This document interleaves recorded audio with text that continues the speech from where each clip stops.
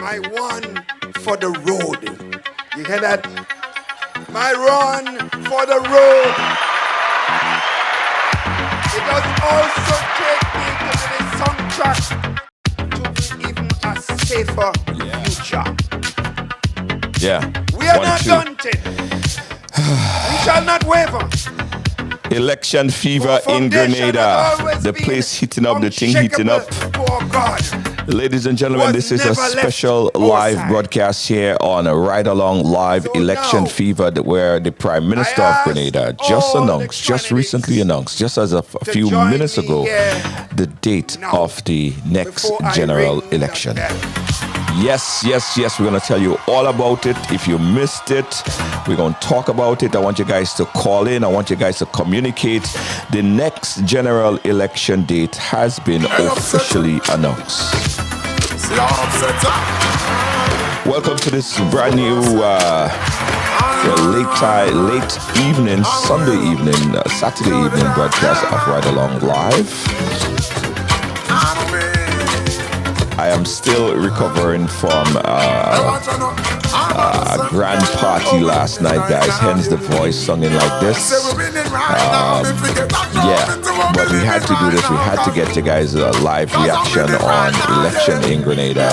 And what does it mean? How much time do you have? What's up? Everything that you need to know. We're going to discuss it right here on the Ride Along tonight. All right. So as you're coming, guys, go up and share the program. Also share the phone number as well, because we want to connect with you guys and chat a bit about what's happening, what just happened, and the way forward. 718-701-5720. Welcome again, Jaden. How you doing? Hey, good evening. Veronica, how you doing? Lydia Alexander, thank you so much, and welcome to this broadcast, special ride-along broadcast for tonight. In a country that wants selflessness and charity, we are asking you to keep this nation in the safest hands. We're getting everything in real time, guys. We are getting everything in real time. We're getting everything in real time right now. We're getting everything in real time, and it's a lot of stuff. It's a lot of stuff, guys. Sisters and brothers, I'm getting emails, texts flying from all over. No. Yeah, it's coming in from all over. And we're going to start off with your reaction, guys. Official election date has been announced for Grenada, Carriacou, and Petit Martinique. The date is set. The date is officially set. And I want to know what you guys think about the election date. Brand new election date. Nomination date was announced as well. The Governor General to issue the writs for the election on Tuesday. Hey, Marvin Nelson, how you doing? Raleigh and John, how you doing? Welcome to the ride. Welcome to the ride, guys. Open up the phone lines right now, guys. From the beginning, 718-701-5720. We're opening up the phone line right now. Get your reaction on this election date in Grenada has been officially announced. Election date in Grenada has been officially announced, and some people was saying that quite possibly election would be somewhere before Carnival, and it is. See these people here? And it is. None of us are parliamentarians anymore. So all right, guys, so here are the information, right? Election date will be on Thursday. Get it? Thursday, June 23rd. Thursday, June 23rd. Nomination day for candidates would be Wednesday, June 1st. Police is going to be voting on June 20th. Officers will be voting. And Parliament will be officially dissolved on Monday. This coming Monday. They have to vote. The writ would be issued one day after that. One day after. So, guys, I believe that means that you have only one day the 23rd of left June, to register. And people say, well, you know what? Mass must play. We ready Mass to vote. must play. Thursday, June 23rd. 718-701-5720, guys. That's my number. Let me know what you guys think. Let me know your thought process on what we just heard here today. Let me hear your thought process on what you heard here today. Sunday, the Prime Minister just announced the official date for the election in a meeting held in Telescope, St. Andrew.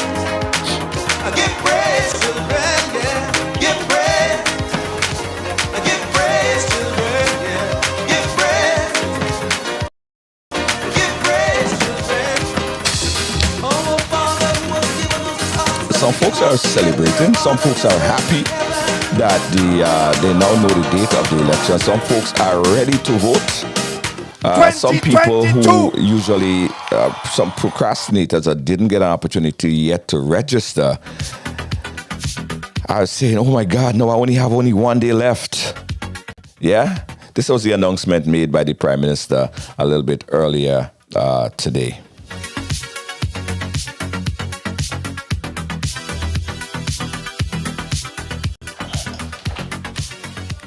We're trying to get that information, everything up for you guys, the video, the visual, the audio.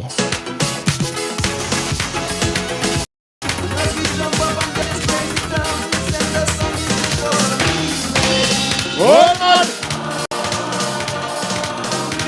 If you're ready to vote, I want the answer. It's okay. So this was the actual announcement. This was the actual announcement that was. This was the actual announcement by the Prime Minister. Trying to queue up all the video, guys. Queue up all the video. But let me go in first, guys. Let me know what you guys think about election date, the time, June 23rd, Thursday, June 23rd. What do you guys think? Call me up right now. Call me up right now. Let us talk. 718-701-5720. 718-701-5720. 23rd of June. Let me queue it up. I'm still trying to queue up. I tell you, we operating in real time, eh? Real time. This is the Prime Minister's announcement. It is people like you.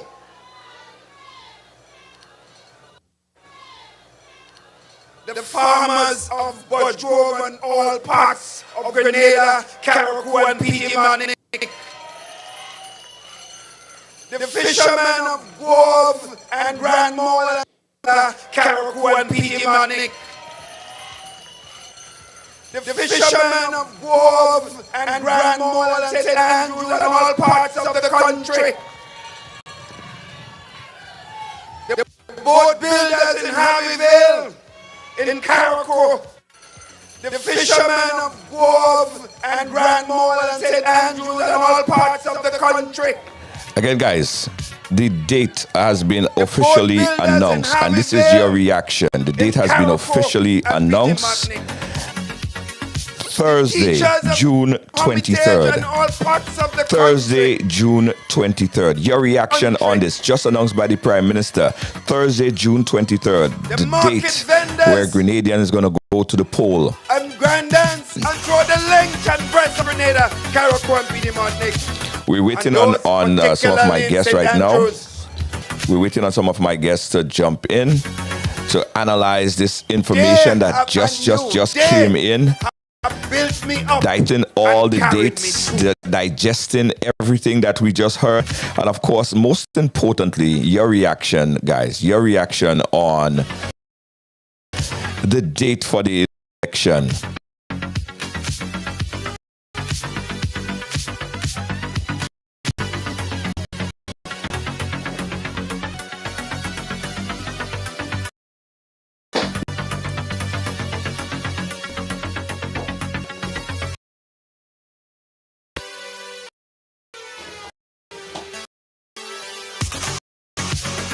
I stand here tonight, and believe me,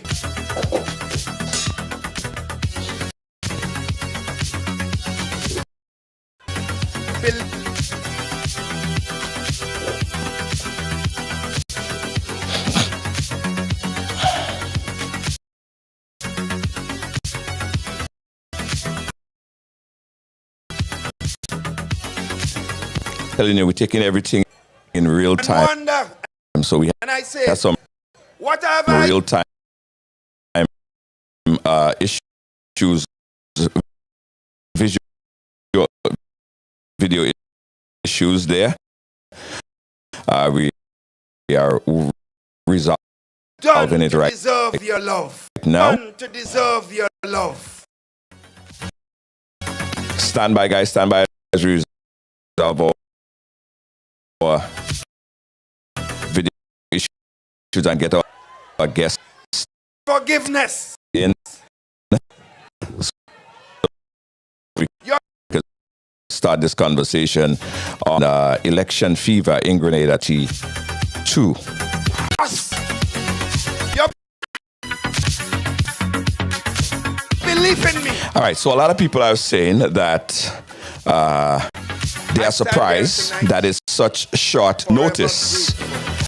A lot of people did not expect for some reason that the election would be called so soon.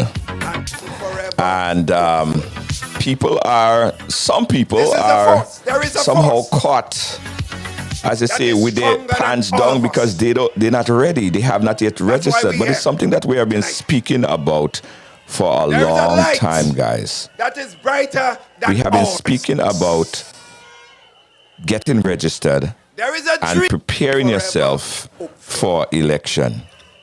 All right, This on the is line a with me force. now There we is a have force. Samson. Let me see if we could bring That is Samson stronger in. than all of us. Samson, are you there? That's why we're here tonight. Samson, are you there? There is a light Can you hear me? that is brighter. All right, Samson. Yes, yeah, we're hearing you. We had some real critical issues earlier, but we got Samson, and of course we have Janice, who is also joining us to analyze what we saw here today. The election date has been officially announced. Samson, are you there? Samson. Yeah, I'm here. Samson. Okay, all right. Okay, we got it going right now. Samson, your reaction on what you heard here today? The date has been officially announced, June 23rd. Were you surprised, sir? I got to say I was not surprised fully, like 100% surprised. Primarily because of the ongoing COVID situation in the island. I believe that we have crossed 1,000 cases, and the cases are rising as the day continues. And so, if you want to have a successful campaign, and with what I've seen tonight in terms of the crowd and the not wearing a face mask and the lack for social distancing, etc. I was expecting that the election was going to be called somewhere between the ending of June to early July. But what I did expect was for another week or so period with the Miranda of issues that the electoral offices have been facing. We have been hearing the cries of closure in offices and system down in certain offices, etc., and persons who are trying to get registered. I expected that some leniency would have been given, so that persons would have at least tried to get their registration in before the wreath of the election was issued. Unfortunately, they only have one day. So that means that the electoral offices will be overwhelmed on Monday. So I think that there was no concern given for those poor workers of the electoral office who now have a daunting task in terms of getting persons registered on Monday. Right. Oh, we also have Janice on the line. Janice, could you hear us? Yes, I can hear you guys loud and clear. All right, Janice, good. Janice, if you could position yourself a little bit in the middle of the camera so we get your visual properly. You kind of center to the side a bit. Just get yourself right in the middle there. All right, Is that better? perfect. That's much better. Janice, the date has been officially announced. This is it, June 23rd. What's your initial reaction? Well, incidentally, it's the day after my birthday. But it's not about me today. I mean, I am not surprised because in the back of my mind I was always thinking that the election would be called before Carnival, and that if whichever side wins, and I believe the fact that the Prime Minister called the election this time, I think he feels as if he has a good chance, then this Carnival would be a good time to perhaps celebrate or grieve. So it doesn't surprise me. We knew it was coming, and it's here. So it's time for work. No more, watching and see what would happen. The date has been announced, and it's time for people to get serious. It's time for Grenadians to go out and make their last ditch effort to get themselves registered. I mean, fortunately, unfortunately, I live in the diaspora. And of course, in the diaspora, we have a tendency to be very opinionated. But we don't get to a large extent, those of us living outside of Grenada, we don't get to influence the results of the election. It's the people that are on the ground. They're the ones that have to make sure that it happens. So we can talk as much as we want to in the diaspora. The only way we can really help is putting our money where our mouth is. Like I've always said, campaigns cost, and every penny, every little bit of money,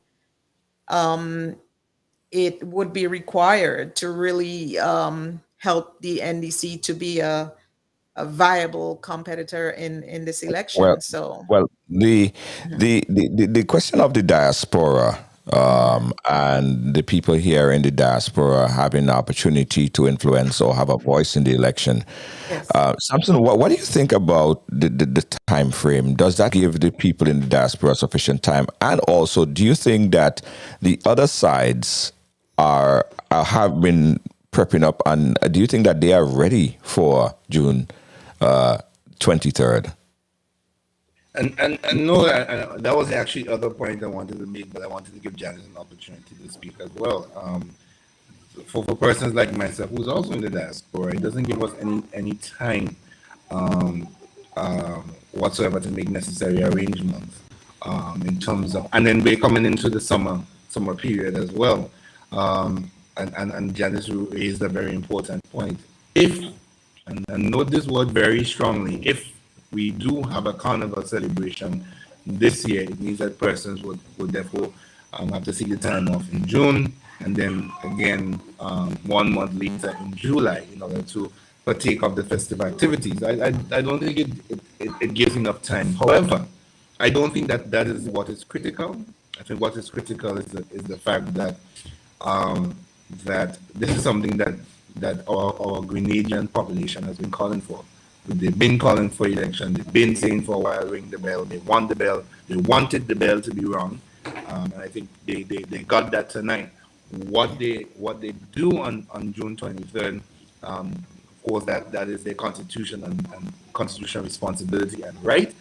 But as I said, I do strongly believe that one of the decisions to call the elections in such short order, one, is that persons do still believe that the NDC is not yet ready. And that's primarily because a lot of the candidates were only recently announced. The first slate of candidates was announced maybe a month and a half ago, 2 months ago, just around 2 months. I don't book me on this. And so they still have a lot of work to do in the various constituencies across the length and breadth of Grenada, Carriacou, and Martinique. And so this doesn't give them time. It means that they have to do a lot of groundwork in the morning and rallies and so on and so forth in the afternoon, village meetings and so on and so forth, which therefore means that over the next 4 or so weeks, it's going to be a daunting uphill task. But what I do believe, Junior, is that a fair amount of Grenadians have already made a decision as to where their vote is going. Exactly. And so all that is going to be happening over the next couple of weeks is just basically concreting and solidifying the message that is being put out from the various platforms. And so the Prime Minister spoke about that tonight. He did say in the coming weeks he's going to be putting out more and more information as to the policy and the vision. And I guess so too with the NDC. I know that the young Deacon Mitchell said that every Wednesday going forward. I'm not sure if that schedule, that plan will be maintained, but every Wednesday going forward, that they are going to be putting forward a new topic and a new area of interest for the Grenadian people. Um, Yes.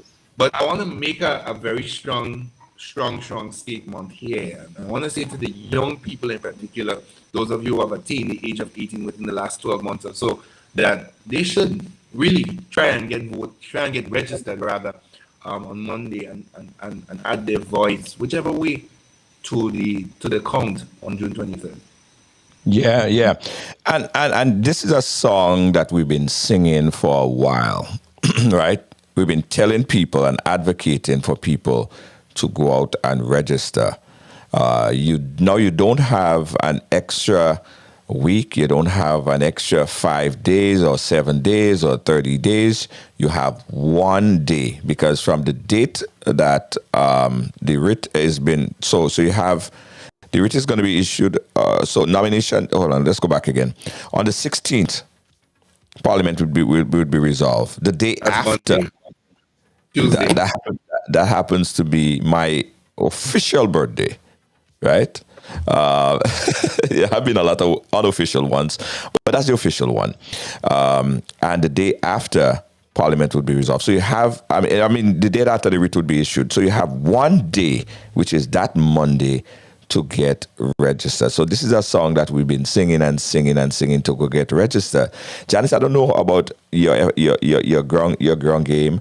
Do you think that people actually took heed to that? Do you think that sufficient people register or was just procrastinating down the hill? I mean, unfortunately, I do not have that kind of data. But what I do believe, and I'll tell you that, I believe that this election, um, this is a movement. It's a movement for change. And I think the short time that I spent in Grenada, in fact, I spent a month in Grenada. I just returned just last weekend. And I honestly believe that there is a movement for change. And I believe that a lot of people are registered. A lot of people want to see some kind of change. And I think people are going to go out and people are going to do what they have to do. I think people are really, really excited about this election. It's a unique one. And yeah. Yeah. Samson, have you been hearing things on the ground from the procrastinators? Do you think that people actually heed the call that what we've been speaking about for the number of weeks for people to go out and register? Yeah, I do think so. I do think that persons have been going out to get registered. I think we get a sense of that from the fact that there have been a lot of complaints about either the office being closed or the system being down, as I mentioned earlier. So yeah, that persons are going out and register, but I think that there's still a mass number of persons who probably believe, well, I do have some time. The election date has not been called, and so on and so forth, and so I have some time. And as I said earlier, now that this announcement has been made, it shows that you cannot procrastinate in terms of of election, as to, because at the end of the day, the prime minister is the one who holds the bell, as we call it. And so once that bell is rung, there's no turning back. And so I still want to urge people that go out and get registered once you can. Monday is the last day. The offices, I believe, open from 8 a.m. until 4 p.m. or 5 p.m., whichever. Try your best to get registered. Once you're in the line at 3 o'clock, at 4 o'clock, they can turn you away.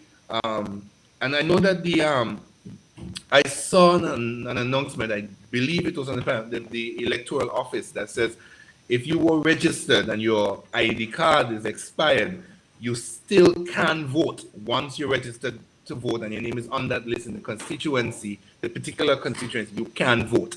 And so if you're already registered, your ID card, like mine, is expired, you can still vote in the general election. So I think persons need to check the list tonight, tomorrow.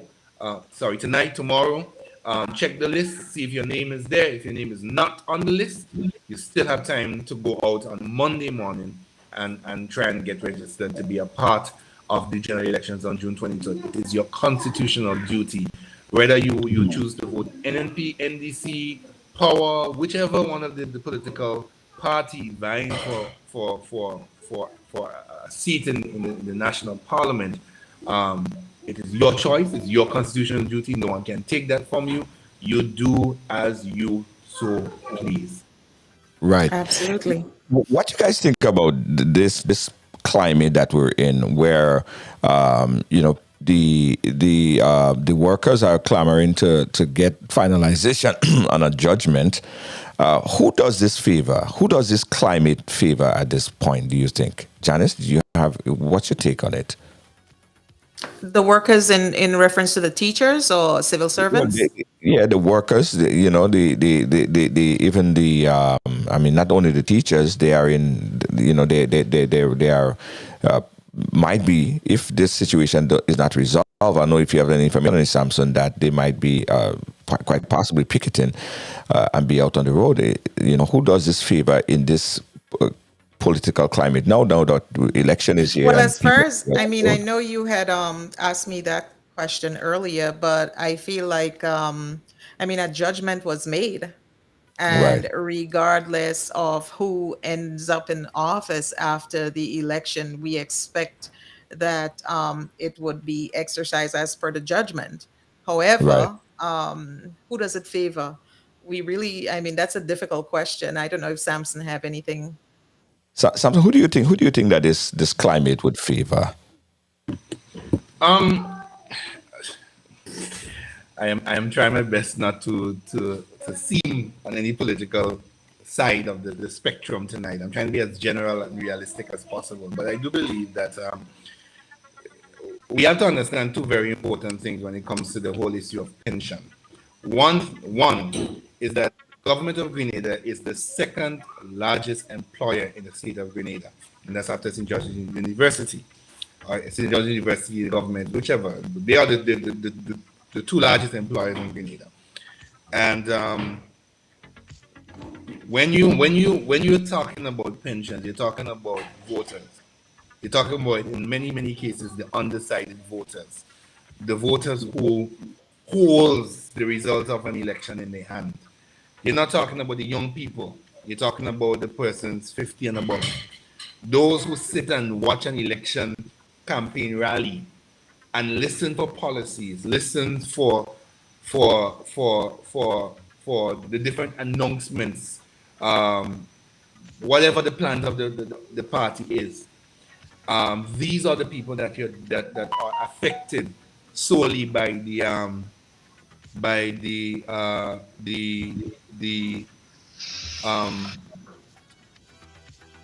the policy. And so what you find happened is that the present administration, the last election in 2018, would have announced that they have resolved the pension issue, and so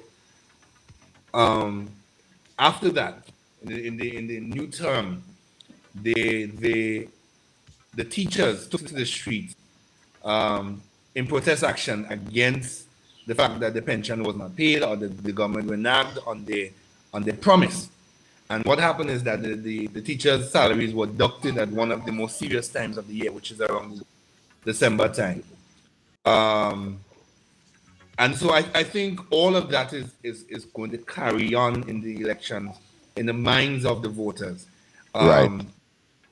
Then we have the decision, the court decision. And to date, the NMP has not said if we are going to pay the pension or we're not going to pay the pension. Now, the Prime Minister said that he will. He will. Said it He will. tonight. Said it tonight. He said in the coming days that he's going to tell the Ghanaian public how they're going to pay the pension, which is reneging on something that he said in his last national address when he announced that a committee was established. And he would not appeal the judgment. He did say he wasn't going to appeal the judgment, but he said that committee was established, headed by Dr. Patrick Antoine, to see how they're going to go about dealing with this whole pension, not to pay, how they're going to go about dealing with the pension issue. Right. And so the NDC has come forward and said, we are going to pay the pension. They too have not presented any method as to how the pension is going to be paid. And I think that is the question. Because we're Right. talking about going right back to 1985 and come forward and paying the estate of persons who have died and persons who are still alive. Their Yes. pension. Talking about thousands of persons here. And Yes. so I think this whole pension issue is a topical issue for the voters at this time. And I Yes. think Absolutely. it forms one of the decisions in Right. who they're going to vote for. Because Right. at this time, when the world is in a global economic crisis, when the prices are going up drastically around the world for fuel, for food, for travel, for shipping, all of those costs are going Yes. up. People need money. And so Yeah. if the pension is a way of them getting money and you are taking that away from them, then we have a serious problem. On the line right now, we have Mr. Michael Batiste. Michael, are you there? Could you hear us? Hi, hi, hi. A pleasant evening to everyone. Pleasant evening, my brother.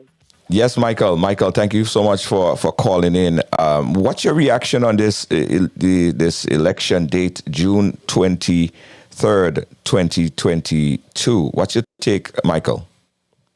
Well, I think the Prime Minister have used the law and the power of the incumbency to his advantage. I mean, here he have a team that's well known to the nation. I think it's only probably one new person he has on board, as opposed to an opposition that's coming in with relatively new faces.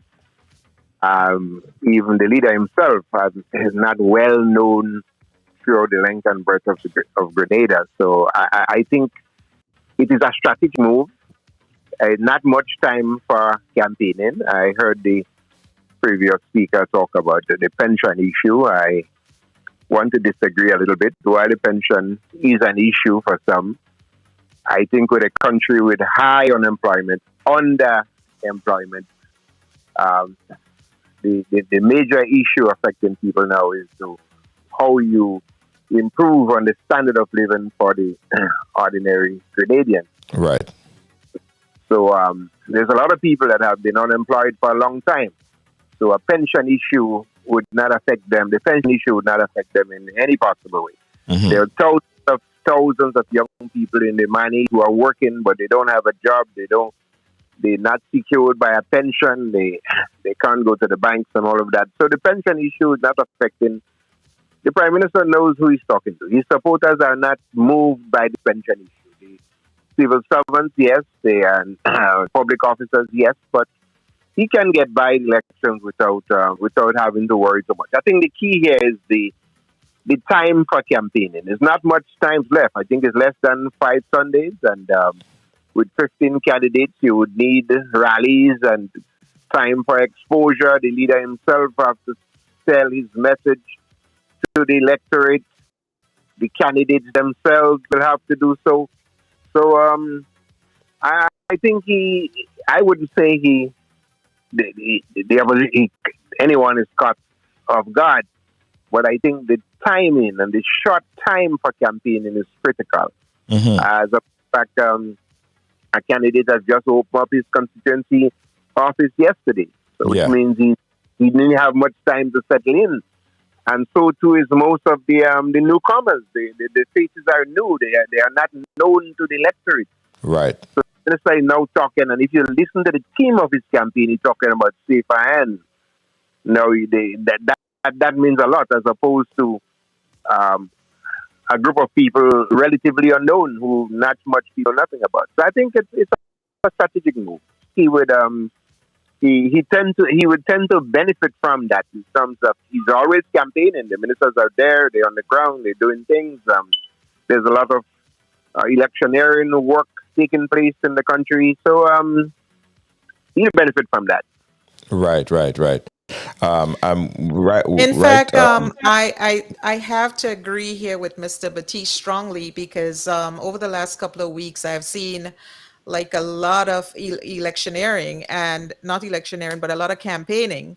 And it seems as if it was being done in open daylight under the guise of the launch of this person or this candidate, or the endorsement of this candidate. But the truth and in fact is that the representatives were getting in front of people in mass numbers. So yes, so I think this has been happening for a while. It is extremely strategic. I know in the United States, in the last there has been a lot of talk about voter suppression. While voter suppression may not necessarily be illegal in any sense, but it's any move, any strategic move that really stops a person from taking full advantage of getting registered and voting and having one day to vote. I mean, forget ringing of the bell and forget like actual election day. That's going to happen anyway, and I think everybody expected it. But to literally have one day to get registered, I'm not very comfortable with that. Michael, do you get this sense on the ground? We were speaking about this on the panel earlier, that this song has been sung over and over for people to go and get registered. Do you get this sense on the ground that people took heed to that, or there are still a lot of procrastinators that thought that they had more time? Well, from my experience, it's always difficult to get people to register, especially people supporting opposition parties. It's very, very difficult. Whereas the government have the machinery, they have the enticement, they with jobs and some things in the communities or promises, which they have at their disposal. They have the infrastructure. They can send out their team to get you to register, go into your house and bring in niceties and all of that. Whereas it's far more difficult. And in the case of the opposition,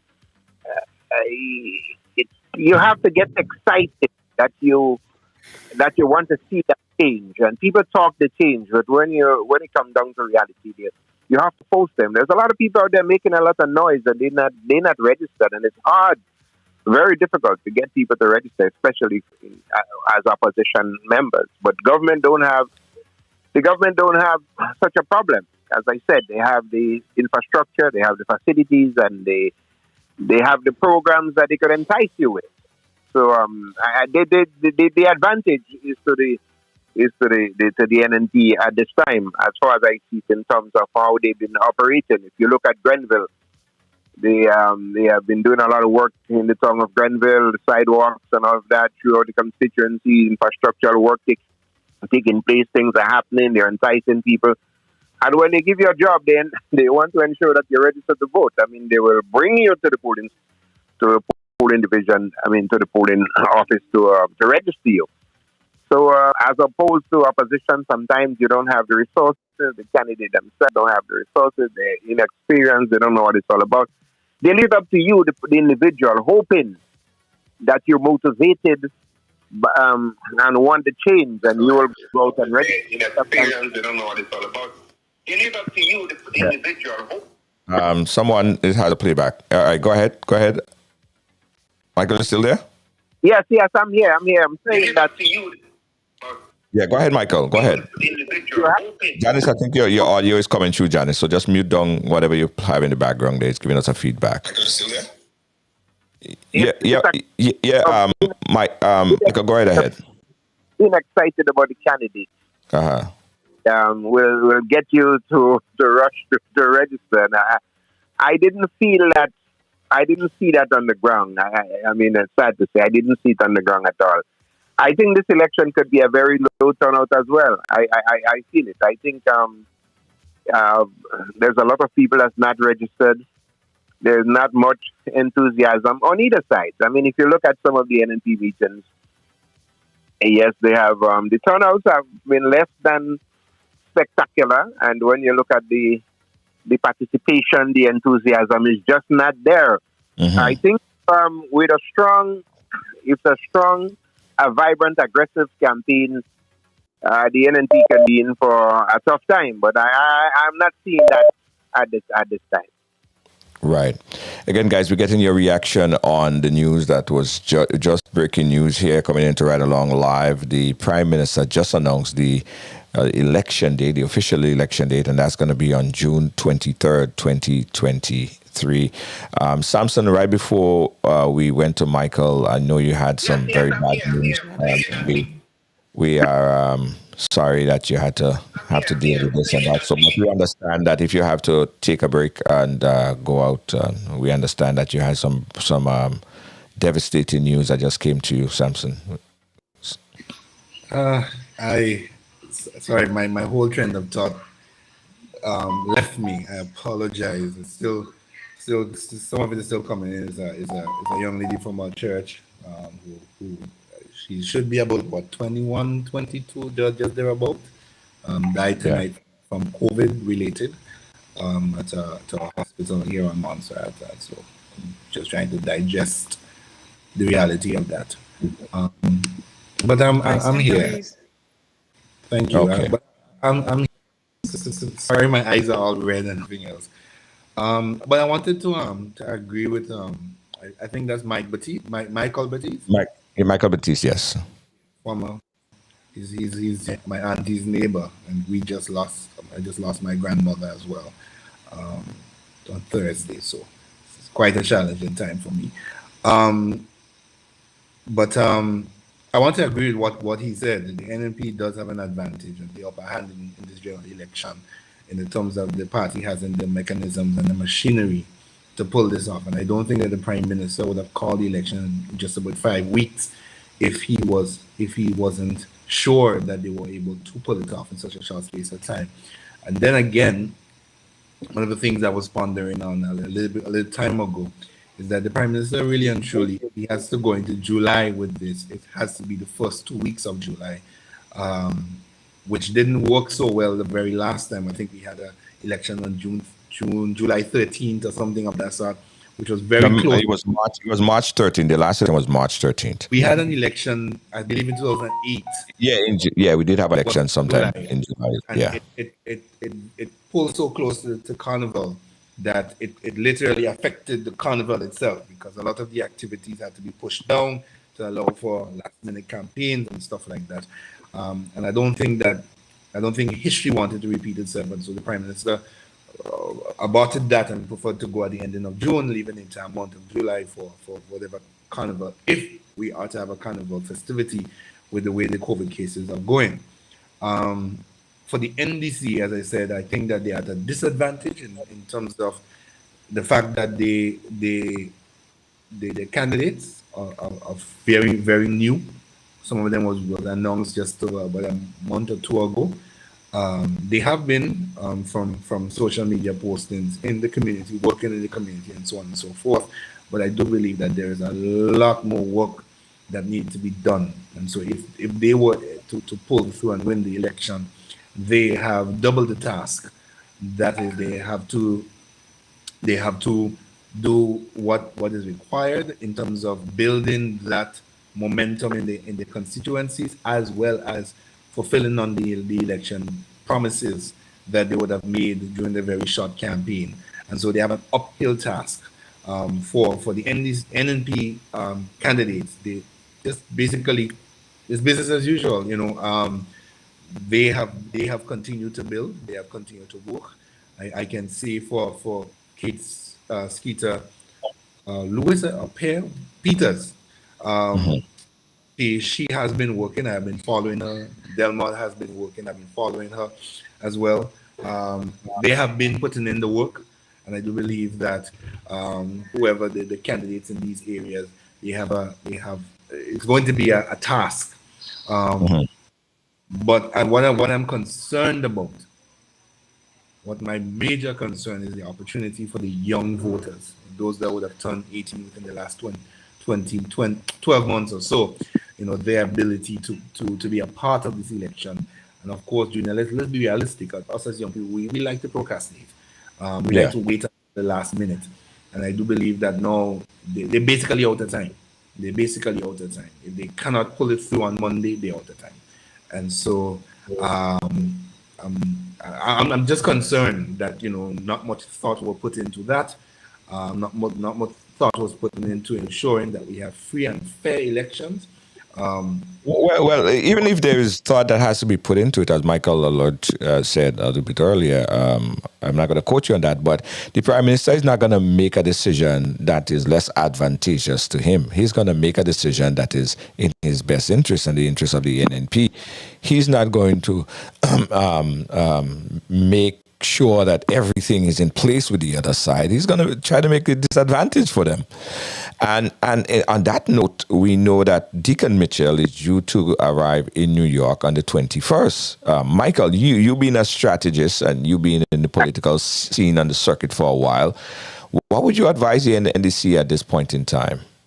Well, sometimes when you give advice, they feel that you're opposite. I think he spent too much time on social media, too much time traveling here and there, and not enough time where it matters. Where it matters is on the ground. Social media is important, but social media don't win elections, my brother. You have to go in every nook and cranny and knock on doors and stay in the villages late at night and hear the cries of the people. Go into the fish market, go in the market on the ground, hit the streets and let people become familiar with you. You know, you just can't come in overnight and say I am representing the party. I expect one seat, except the incumbent. I think that in the St. Andrews area, the weakest link in the St. Andrews area is St. Andrews Southwest. Mm-hmm. And yet the candidate there is very weak in terms of his personality. He has not been on the ground interacting with people as he ought to, and so on. So the candidates themselves have a lot to do with it. If the candidates were grassroots, rooted in the community, it didn't matter because they have what you call home court advantage. Right. In St. Andrews, you have a man running in the southeast. He's from Laddie, Richmond, and then you have a man in southwest that's from Telescope. So that in itself is kind of weird, huh? One would thought that you would put the candidate where he's known in the community where he grew up, and where he has friends, he has support, he has a history, and there is some sentimental feelings about he representing an area. But now you're going into a different area, you got to make new friends, and I think basically some of the new candidates are depending on the strength of the party rather than their own. But in order to win an election, you, the candidate, must bring in 20 to 25% of your personal support. Right. And if you're coming at the area where as I said, you have home court advantage, like you're maybe from a big village, but carry. I remember in 1995, Adrian Spaceman Mitchell, he ran St. Patrick's East. The GLP candidate Crawford Best beat him in every polling division except when he went home to River Valley, where he had home court advantage, and he won big in River Valley. Cindy B saying here in real time. Cindy B is commenting and saying, "Well, Cox is not from the South. Does that solve his disadvantage, or would it advantage him because of the strength of the incumbent?" I think NBC has some advantage in the South. I mean, I feel that the people in the South may feel somewhat insulted to have an outsider come in and represent the most prestigious constituency in the country. I think the fella, Andy, he's a grassroots fella. He's on the ground, and he has a chance. He's a newcomer, but not necessarily a new face. He's relatively known to the people in the South. So I think in that case, with Cox there, I think it's a toss-up. I think he can pull it off. The fact that he's on the ground, he's friendly, he's interacting with people and so forth, as opposed to a stranger coming in. And that's the same thing that's happening with some of the NDC candidates in reverse and the other constituencies, where they're relatively unknown, they're new faces and so on. They have not yet been grounded in the communities. Right. And that's how I see it, yeah. Yeah, okay, let's take a quick call. We got a call on the phone line. Call on the line, go right ahead. Hey, Adrian, what's up? I'm good. How you doing, caller? Where are you calling us from? I'll call in from Miami. Miami, go right ahead. Yeah.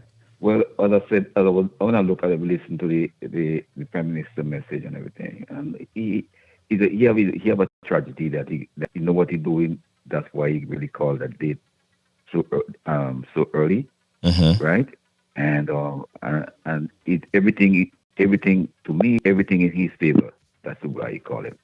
And the thing about the NDC has a lot of work to do. Mm-hmm.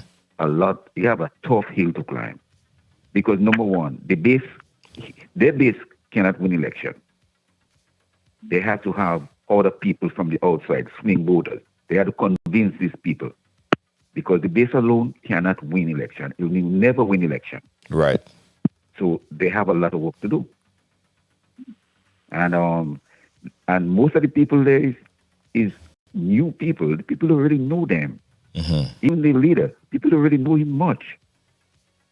It's a lot of work, man. Okay. So I mean, maybe that's a stepping stone for him. If they keep him, if they lost election and they keep him and he could get a grassroots and start, But right now, I don't think he gonna make it this round. All right. Thank you, He caller. wouldn't make it. Thank you, caller. We appreciate your input. All right. Feel free to jump in here, guys. The caller is saying, kind of basically what Michael is saying. Janice Sampson, you want to jump in on what the caller is saying? Yeah, I want to. Oh, go ahead, Dan. Okay. No, basically, I mean, the campaign has really started in earnest. And I do not believe that the NDC is going to sit down and allow themselves to be railroaded and in the type of way that's being projected here. I believe that the NDC does have their strategy. I believe that the NDC was not sitting there doing nothing. I think they expected that the bell could have been rung any moment. And I believe that there are high level strategists within the organization that are right now putting their heads together at the table and figuring Right. out the next move.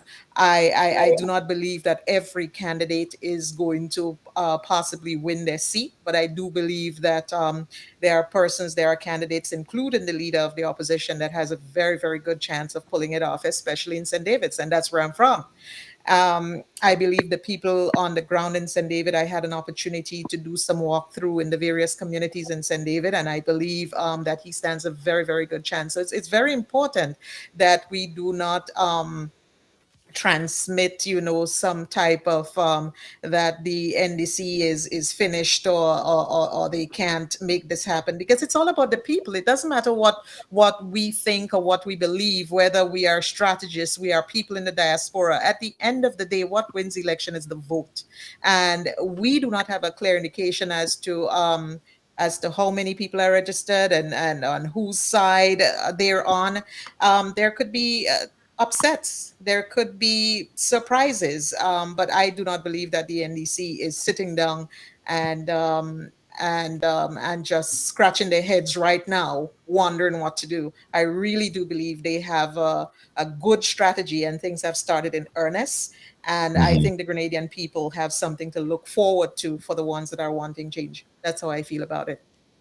Yeah. And I'm glad I allowed Janice to go first, because that's the point that I was making. I don't think that we should take NDC for granted. Sorry, guys. I don't think that we should take NDC for granted.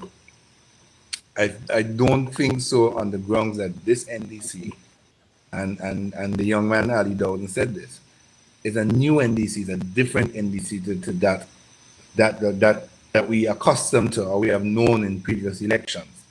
I do believe that the mechanisms were already, the machinery were already oiled. They were preparing for an election. They knew the bell was going to be rung at some point. I believe that they put all the infrastructures in place to ensure that when the bell is rung, that they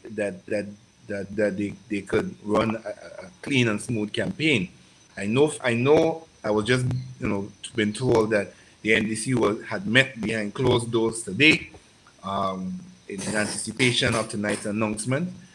I don't know what happened, but I was just reliably informed that they were meeting behind closed doors today. So I believe that we can't count them out of the race as yet. Yes, they have an uphill task, and as Mr. Batiste would have rightfully said, a lot of them are not known, but I want to contradict that to an extent. We know most of them. We have seen them. Ron Redding was in the Senate. Corinne James was also in the Senate. Joseph Andel has been acting political leader. I believe, I'm not sure if he was substantive, but I know he was acting political leader. Tiffin Andrews has been there from the last election, continued to work. Gloria Thomas is known within certain parts of St. Andrews. I believe she has been involved in different projects and so on. Tessa Saint Cyr is a senator, or no, a former senator as of Monday. David Andrew, he's an educator. He's a part of the church community, well established and well known in the Pentecostal circle. So we know some of them. They do have grassroots. Jonathan Lacrette is a former principal, former educator. He's known within the constituency. Dickon Mitchell, how much we say, he's not known in the political arena, he is known in the legal fraternity. He's known in the legal arena, and so we know some of them. We have seen them around. You understand? Right. I believe that they have some foot in the mud. How deep in the mud? That's another question. It's an entirely different conversation. But I don't think that we should put them aside and say they're not ready. I do believe that Grenadians at this point already made up their mind where they are going in terms of their vote. The next few weeks is just to concrete it. It's just to solidify it. It's just to give them more information so that they could form a more conscientious decision. Right. But I believe by now that a lot of Grenadians have already done made up their mind. Oh, absolutely. In fact, hold on, sorry, Johnny, not to cut you. Let's just jump to the phone lines really quickly. We got a call coming in. Caller live, where are you calling us from? Hi, Junior. Good night. I'm from Grenada. Hi, go right ahead, Grenada. Yeah, I just want to make a reference to the last caller that called from, I think it was Florida. Yes. Yeah. He mentioned that NDC doesn't have a base to win the upcoming election. And from my knowledge, I don't think that is true. If we look at what were the figures, the results of last election, NDC had a very good representation. I think what the caller missed out was the fact that there were a sizable amount of persons who did not vote. Right. Right? And the fact that also that the NDC had hyped up the registration awareness, it could well be that a lot of the persons who were undecided and did not vote, because in fact what I believe happened was a low turnout, and it is believed that most time you have a low turnout in an election, the incumbent always favor to win. Right. So this point cannot be ignored. That yes, NMP won the last election. NDC had a very good representation in terms of numbers, right? The margin, in my opinion, was not that extensive. Bearing in mind that you had a sizable amount of persons who did not vote. Right. So that if those persons this time around now, based on the awareness and the heightenedness, call for during the past few months, then there could be a turnaround. Right. And that's my take. Yeah. All right, thank you so much, caller. We appreciate your input as well. Again, guys, the date for the general election, the date has been officially announced, and the date is set for the the 23rd of June. I'm getting messages from people that's saying, it was a sneaky move because they wasn't ready. But I think that we have been speaking about this for quite a while and encouraging folks to get registered. The only disadvantage, and I'm hearing a lot of people saying it, that the diaspora is going to be at a major disadvantage because now they had to... Michael, you back with us? Yes, yes, yes, Yeah, yeah, yeah, yes. Michael. Yeah, people are saying that the diaspora audience would is at a major disadvantage at this point because a lot of them who probably would have to make a decision if they come in down to Grenada for carnival or for election. And they have to start thinking about that process. But Michael, I want to get that idea from you, that concept from you, right? Safe seats for the NNP from your perspective, from where you sit. Safe seats for the NNP. What's your projections? Well, I would say the four in St. Andrews are pretty safe, Uh-huh. barring some upsets, which I can't see. I see the tongue of St. George, Northwest, Mm-hmm. um, St. Mark's, um, St. Patrick's East. Um, I see St. John's. I see a toss up in South St. George. Uh-huh. I see a toss up in St. David. St. David's been a swing constituency. Right now, it's about even. The NNP have held it four terms and the C four terms. I think it's even there. Mm-hmm. Um, Carriacou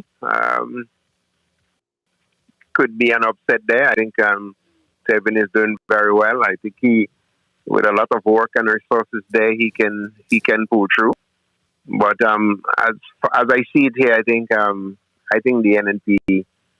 NNP has the edge in terms of they have the resources, they have the experience and the personalities and the known personalities to the voters, and I think they have the advantage.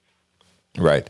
Janice, he mentioned your neck of the woods, Janice, St. David Right. has been somewhat toss up, but it's very important for the NDC because, of course, that's the constituency of Deacon Mitchell.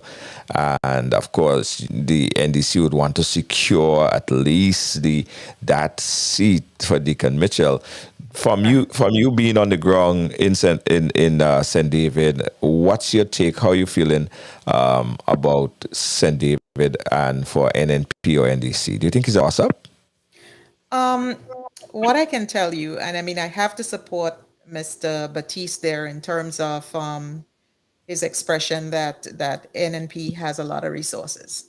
They do have a lot of resources, and we cannot get away from that. And those resources in the coming days and weeks, we are going to see these resources being thrown left, right, and center. However, I personally believe from, like I said, what I have personally experienced, that Deacon Mitchell stands a very, very good chance. And in fact, I can confidently say that he he will win that seat in St. David. The people of St. David is a huge constituency. There are parts of St. David that has not been getting the representation that it requires or needs. The upper part of St. David, the latent area, and those places, they are very, very receptive to Deacon. The Windsor Forest, the lower part of Pedmota, Wester Hall, and these areas. I honestly believe, I am fully convinced, as a matter of fact, that Deacon is going to win St. David. I know there has been some things being thrown around about him not getting the support from key NDC members in the constituency, like Brother Persuader and these kinds of guys, but that could not be further from the truth. I can tell you one thing about Persuader. Even if he's mad at something, he's an Now you're still there with us. sorry about that. Yeah. All right, no problem. And my cat just introduced himself to you guys. Yes, Yeah. but these guys are going to really step up, come forward, and really put their weight behind Deacon. And you guys, I believe that St. David is really going to see a movement of people coming from. And I'm telling you, I feel as if the people in the diaspora, if they're going to make a choice between Carnival and coming down in June, even if it's not, they're not able to vote, if they're not registered, I believe that there are people who are so committed and so believe in this movement that they are going to leave the diaspora, and they're going to go down to Grenada. There's going to be boots on the ground, and people's minds are easy to change. I have had the opportunity to work with Deacon closely. I believe in his vision. He has the ability to reach people and to connect with people. I have seen that firsthand. So I have to believe that there is a almost, I believe, 90% chance that Deacon is going to pull that off in St. David. And if that doesn't happen, it's going to be a hard blow for the NDC. I don't think there is anyone who actually believe that the NDC will have a clean sweep or anything like that. But there's a lot of people who are counting on Deacon Mitchell taking that seat in St. David. So that's how I feel. Michael, do you think I want to. Michael? Well, Yeah. yeah, well, I am hoping that she's right, but based on past experience, when the NNP has a gripe with an individual, the consolidated fund is thrown into that constituency, Right. they'll go for broke. I see it happen in Southwest. I've seen it happen Southwest in Danjus. I've seen it happen in Northeast, St. George, with Nas, and so on. So the NNP is going all out to win that seat in St. David's for several reasons. There is bad blood between Deacon and the NNP. The fact that he represented WRB and won a case against them in international court. There's goals to settle there. And let's make no bones about it. They're going all out to ensure that he doesn't win. And they pump money, a lot of monies and a lot of resources, a lot of human resources on the ground, a lot of projects are taking place. And you could look for them going into a full court press on that in that seat. So while I say totally agree with you, but the NDC's hand is not tied in St. David's. And while they may not have the resources as the incumbent, believe you me, I believe that a lot of resources are going to go into St. David. It's important. So yeah, that's how I feel. I We too have want to to send a message disagree. of hope. We have to send a message of hope, and we cannot be here and just talking like, oh yeah, all is lost. No, it's not. I want to It's totally disagree. not. I want to disagree with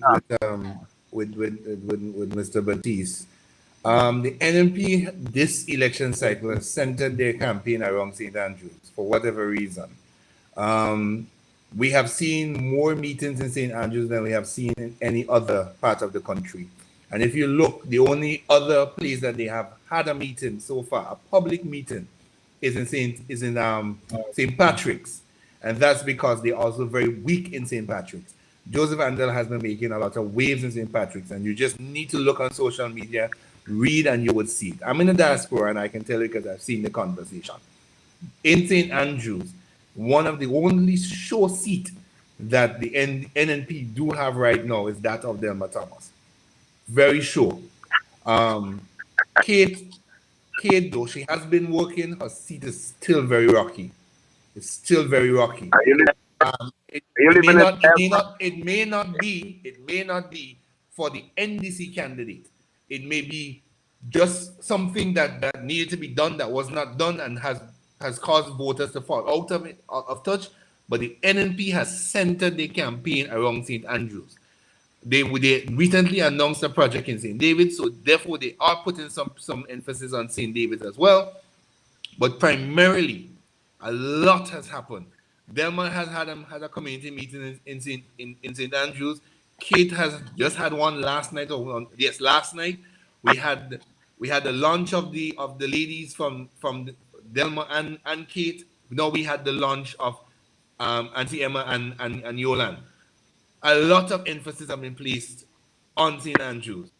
So far, we haven't seen anything happen in St. Mark's, in St. John's, in both Northwest and Northeast St. George's. Yeah, could it be that Southwest. the NP thinking that those seats are safe? I don't think so, because the NDC candidates have been making waves in these constituencies. From the moment that they have been announced, they have been hitting the ground. They have been in the village. They have been. Okay, hold on. Michael, go ahead. which one of the constituencies in St. Andrews they've been making waves in? Because I mean, I am in the St. Andrews area. I am on the ground, and I don't know, you're in the diaspora, and you might be seeing something that I am not seeing. While I'm not saying that there cannot be an upset. Now, the NNP recognized the strategic importance of St. Andrews. It's a block. It's a 4 seats there. And if you take any party that carries the 4 seats in St. Andrews wins the election. And he knows fully well that if he takes the 4 in St. Andrews, he can hold well in the tongue of St. George, his Northwest, St. Patrick's, St. Mark's, and either one, either the East in St. Patrick's East or St. John's, he's home free. And hence the reason why all the emphasis is placed on St. Andrews. And I think the St. Andrews is about the weakest spot in the NDC. And so far, you have not had a candidate that have any kind of home court advantage into St. Andrews that can rattle the NNP in St. Andrews. I mean, let's face it, the meetings probably is not as enthusiastic as it used to be, but yet still they're holding strong there. And most of the NDC candidates are unseen. They have not yet landed. Maybe now that the elections are called, maybe their visibility might be more now. But in the last 3-4 months, I can tell you, I have not seen that sort of support for them in that parish. And Mr. Batiste, we can go back and forth on this. But I agree with you. If you take the 4 in St. Andrews, then you win the election. But I also want to challenge you to say, if you're confident that the 4 in St. Andrews is already yours, the NNP would have channeled their emphasis into St. David's, because St. David's has always been the toss-up seat. But St. David's has always been a strong NDC seat. And NDC has always had inroads in St. David's. I don't know how you're saying that with conviction. In 1995 or 1984, Danny Williams won that seat. 1990, Michael Andrews held it for 2 terms. Jocelyn came back in 99, he won it. Led came in, he won it 2 terms in 2003, 2008. The present incumbent held it for 2 terms. So it's about even. So it's kind of hard to say it's a strong one way or the other, because the both parties equally represent the constituencies from since 1984. And I just outlined to you who they represented the boroughs. Danny Williams in 84, he held it for NNP. Mike Andrews held it from 1990 to 95. Justin White came in 99. Oliver Joseph came in thereafter and won it twice. So they did this even. Oliver Joseph won barely on the fact of an NNP ticket. Is he on the ground? Is he known on the ground? How strong is his presence in the community? That's a question. And notably, let me take you down to the south of the island. Nicholas Steele has not been seen around in this election cycle because he has dropped out. But if you go in the south and you ask in the south, has he been on the ground? Has his constituents seen him since the last election? The answer would have been a resounding no. And now Nolan Cox would have an uphill task of winning back the constituency. I'm saying to you, I am saying that NDC may have a lot of work to do. But when it comes to presence and getting the job done, from the moment that their candidates, their caretakers have been announced, they have been on the ground and they have been working.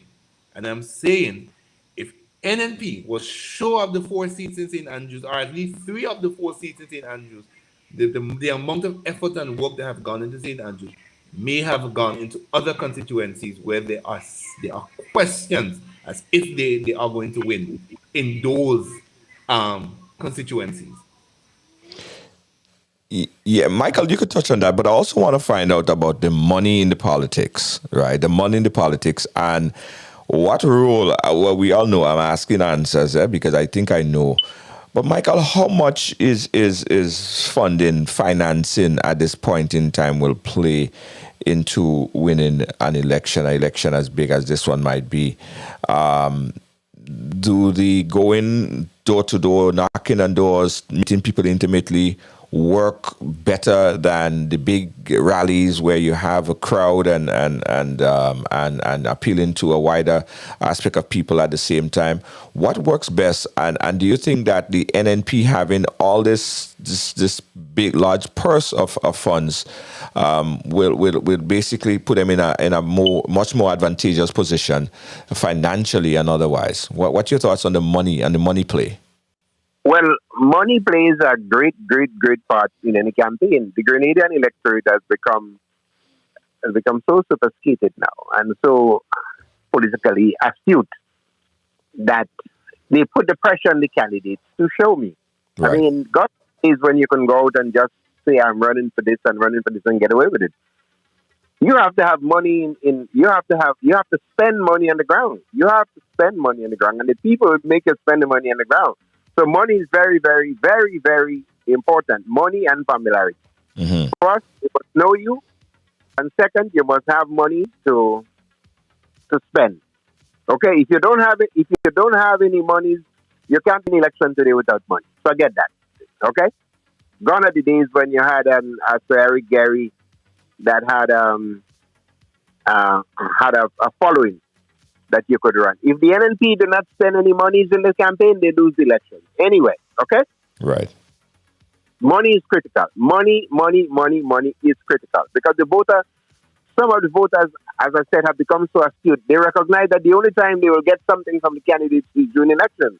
So it is okay for the candidates to outline his personal needs when you go to the when you knock on the door, they show you that the roof is leaking, the front of the door needs this and all of that. And sometimes you have to have that money to spend in the communities where you're representing.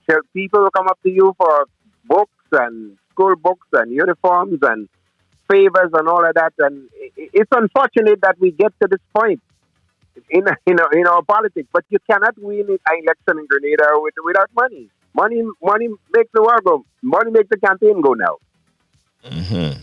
Yeah. Like I say, the NDC has been preparing for this moment. I totally agree that money is needed to win an election.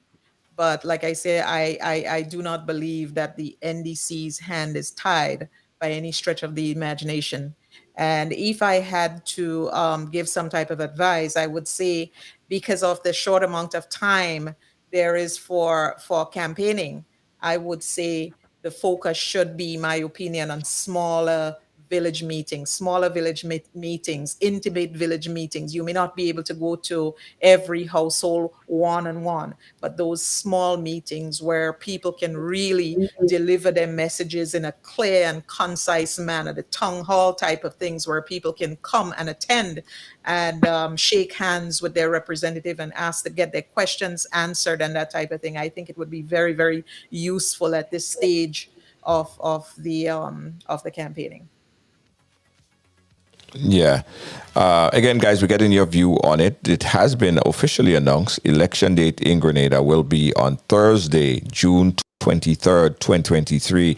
Nomination day for candidates will be Wednesday, June 1st. Police will vote on June the 20th. Parliament would be dissolved on Monday, this coming Monday, the 16th, which gives folks 1 day from Monday. By Tuesday, the writ would be released, and there would be no registration after that point. So you have only Monday to go out and vote. Not vote, to register, The voting is on the 23rd, all right? The voting is on the 23rd. So you only have Monday to go out and register if you have not yet registered to vote. And we're getting your views on it. 718-701-5720. We got Janice, we got Samson, of course, on the line as well. We have Mr. Michael Batiste, but we want to have this conversation with you guys. So you could call us up on the WhatsApp or you could call us directly on the line. Again, the number is 718-701-5720. Michael, I want you to touch on this here. I don't know, are you on the background so you see what's been happening. Are there going to be? Is there going to be a Ali Dowden effect in this election? Hold on, Michael. Before you answer that, I have a call coming in on the line. Let me take that call and I'll come to you on that. Caller, you live? Where are you calling us from? Ali Dowden. Hello. Caller, turn down. Listen, caller, if you're watching us, I want you to turn down your background. So your computer, your TV, whatever, turn that down and listen to us on the phone lines. All right? June 23rd, 23, you're saying. So be careful. 23rd, yes. Okay. Yes, caller. All right. I was Junior, I'm corrected. curious, what is the Ali Dowden effect? Oh, What the is Ali it? Dowden effect. Well, all right. Okay, let me see if Mr. Michael Batiste understand what might be an Ali Dowden effect. None at all whatsoever. Ali Dowden is just an upset. He's just mad. He's mad at the NDC. First he was in the GOLP, then he went to the NDC. He ran twice against the Prime Minister. It becomes a habit. He loves to run, so he's not running this time, so he's upset. He does not have the kind of clout or the following to make any difference in the campaign. And I don't think that would be a factor nowhere. He's running in the Northwest. He didn't do very well. He's not a known political person other than being somebody who is true in schools. They knew he couldn't win the seat, but he's just a standard bearer of the NDC. I don't think he'll make much of a difference. I mean, I think if Tobias Clement were to jump on the NMP platform, which I am hearing that he might, I think psychologically that may help in the Northeast because Clement himself represented that area on twice. He was good on the ground. He visited a lot of homes. He's known to a lot of people. He probably command about a 5 or 6% of the personal support in that area. I think he would make a difference. And the fact that he was the opposition leader, he left the NNP. He was in the parliament. He was more or less reaching out to the NDC, and they shown him. I think if he jumped on the NNP platform now, I think that would be a significant blow to the NDC. The fact that they were collaborating, and it was rumored or it was expected that he would be named the candidate, and the fact that he was bypassed as the candidate in favor of someone else. If he were to return to the NNP, I think that would be a great boost for the NNP. Right. Well, the Ali Dowden effect, if there is an Ali Dowden effect, I'm not saying that that there is an Ali Dowden effect, but earlier this week, I think it was yesterday, he spoke on the NNP platform where he mentioned that he is now he is endorsing the NNP candidate, which is Nimrod Oliver, and he spoke about the possibility of infighting that exists in the NDC with the candidate from St. David's there, the former leader of the party spoke about that.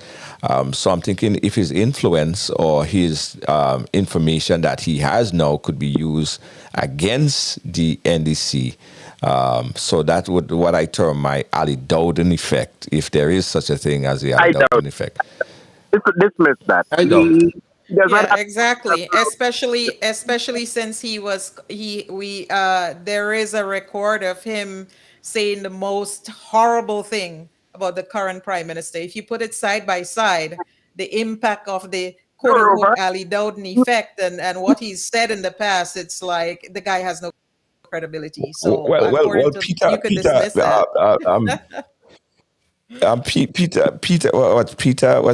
What's his name? Help me out here, guys. Peter. He was with the. Help me out, guys. I just got a brain fog. What's his name? Peter. He was in the NDC and now with NNP. Peter David? Peter David, thank you. Peter David said horrible things about the Prime Minister as well. The most horrible things about the Prime Minister. And the Prime Minister has said horrible things about him as well. And he's a big member there of the NNP. So, But Junior, you cannot compare Peter David to Ali Dowden. And I've been making this comment on Facebook for the last couple of days. People in Northwest, I have it on good record, have said to the current NDC team that it's not that they always wanted to vote Dr. Mitchell. I always wanted Dr. Mitchell to remain in the position that he is. It's just that NDC never gave them a viable option. Right. And Dowden sat there for 2 election cycles. There's no Dowden effect. There's no Ali Dowden effect. I think what Ali Dowden essentially has done is commit political suicide. What he should have done is that even if he feels as if the party has sidelined him and put him on the side for a new candidate, what he should have done is to work with that candidate and show his loyalty, his commitment. But there's also some speculation that he also wanted to run not in Northwest but Northeast St. George's, and allegedly, and of course, Ron Redhead was ultimately chosen by whichever measuring stick, and so he fell out of grace with the party and decided to cross the floor. Now that is within his right. But I think it is ludicrous for us to sit here and compare Ali Dowden to Peter David. There's simply no. I'm not comparing them. I'm just comparing the things that was said. The Prime Minister. But Peter David is a winner. Peter David is a winner. Peter David Exactly.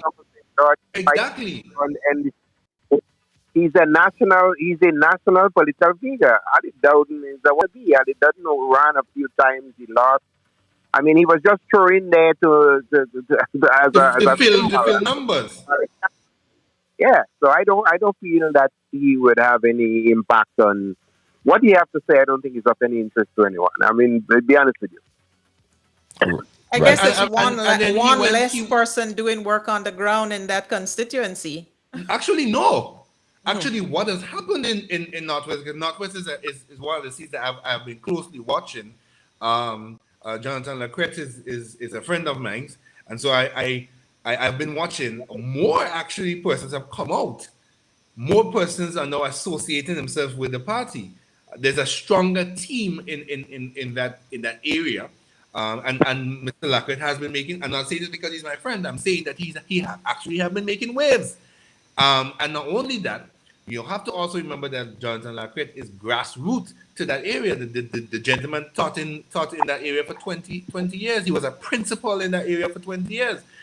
And so he has a level of connectability with certain levels of the constituency. And that is the reason why the statement that Mr. Dowden should have stayed and worked with the new candidate, and make a whatever indent. He chose to cross the floor, but I think essentially what Dowden has done, the only effect that Dowden has had, is to cause political suicide on himself. He has essentially put himself over country, over party, over everything else. It's all about, and then further to add insult to injury, has gone on Facebook and talk about how much money was spent in campaign and how much money he's paying back for and all of that nonsense. The gentleman clearly is emotional and he's acting on his emotion. Yeah. And Michael, you spoke about Tobias Clement, and that is a name we have not seen on the political circuit at all. Tobias I think that he has been very quiet in terms of his political intention. I have been trying to get to Mr. Tobias Clement, who's a good friend of mine, by the way. In the past few weeks, I've been trying to get Mr. Tobias Clement to comment on his political future, because essentially he has not announced himself to be a part of the NDC officially.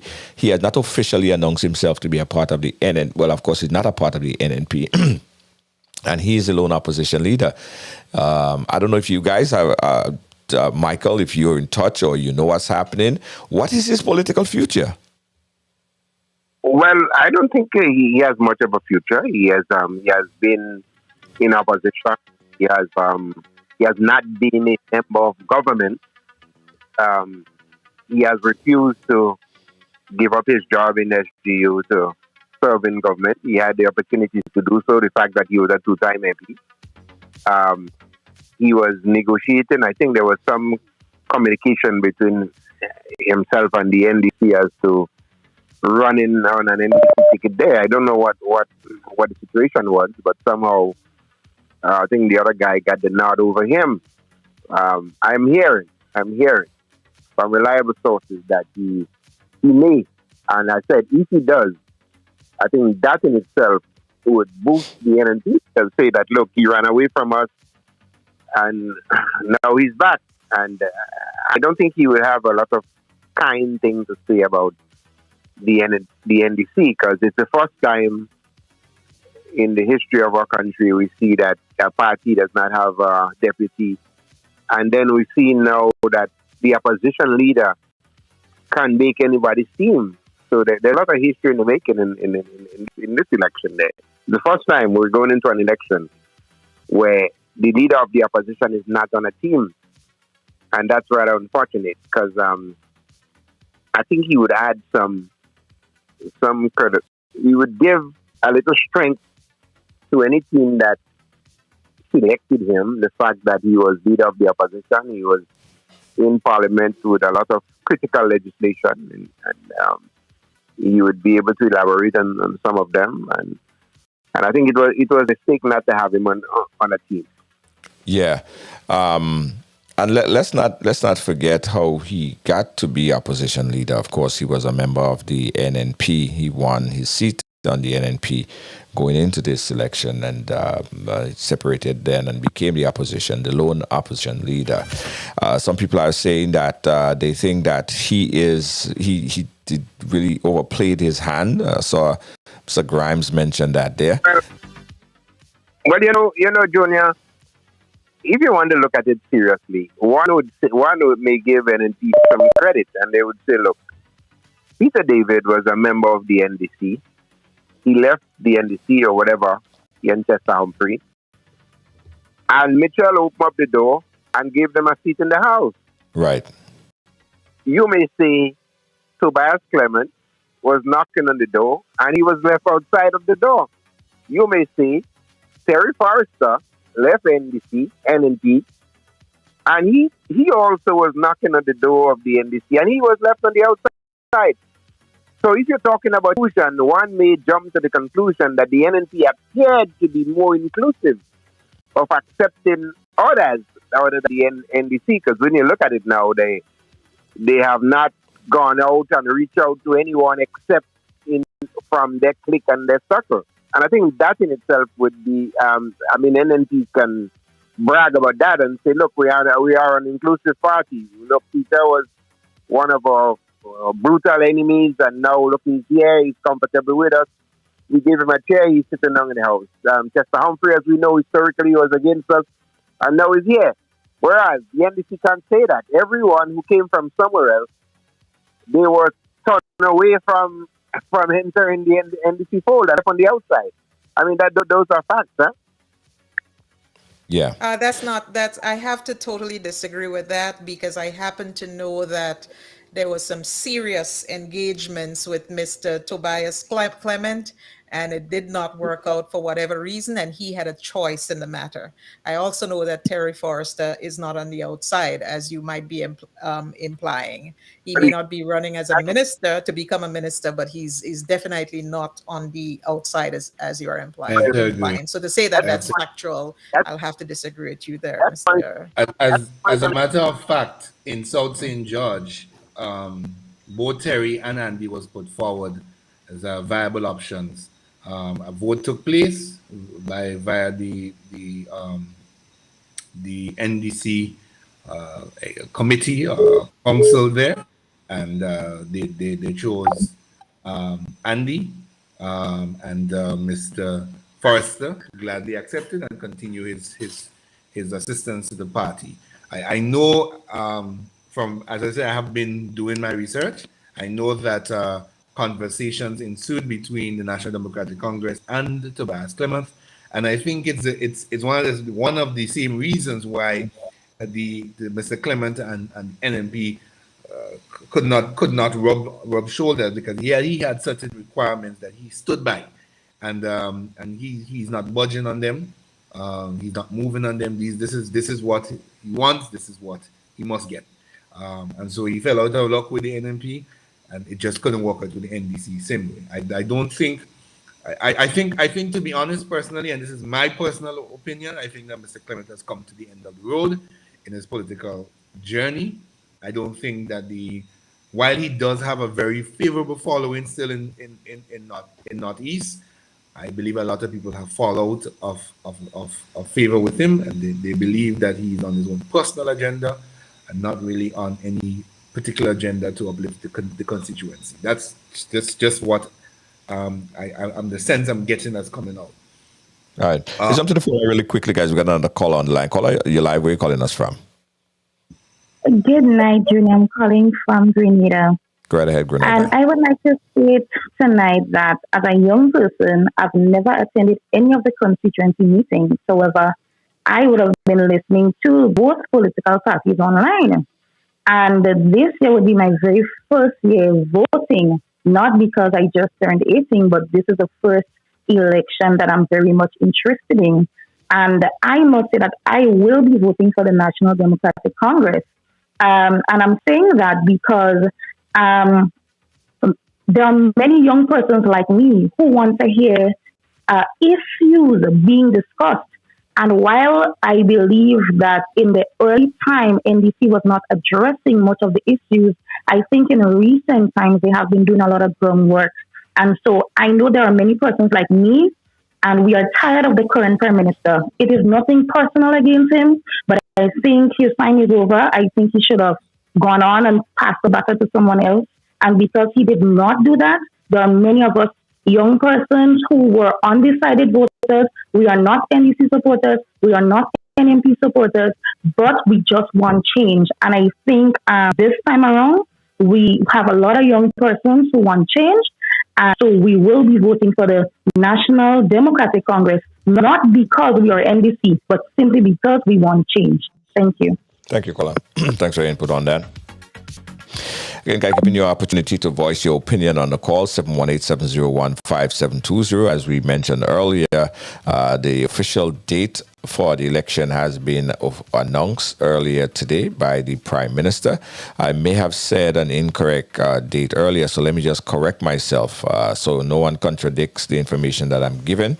The date for election is June 23rd, 2022. Right. If I said 2023 earlier, I just wanted to see you guys was paying attention. It's Thursday.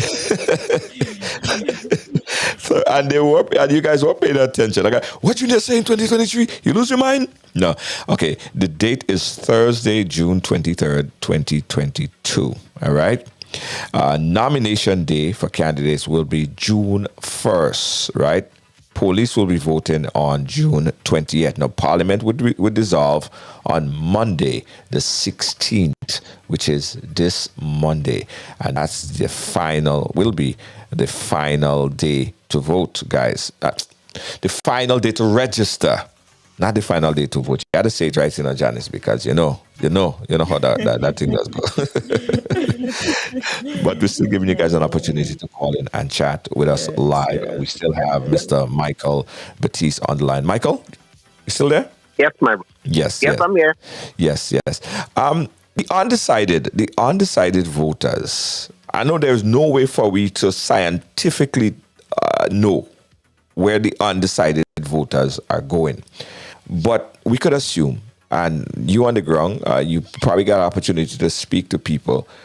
Where do you think the undecided are swinging, Michael? Well, I think that there's a large block of voters that say none of the above, and rightfully so. Since 1985, two parties that governed Grenada is NNP and NDC. And when you look at the problems that the country faces one may ask yourself, ask thyself, what is the change? It's not really.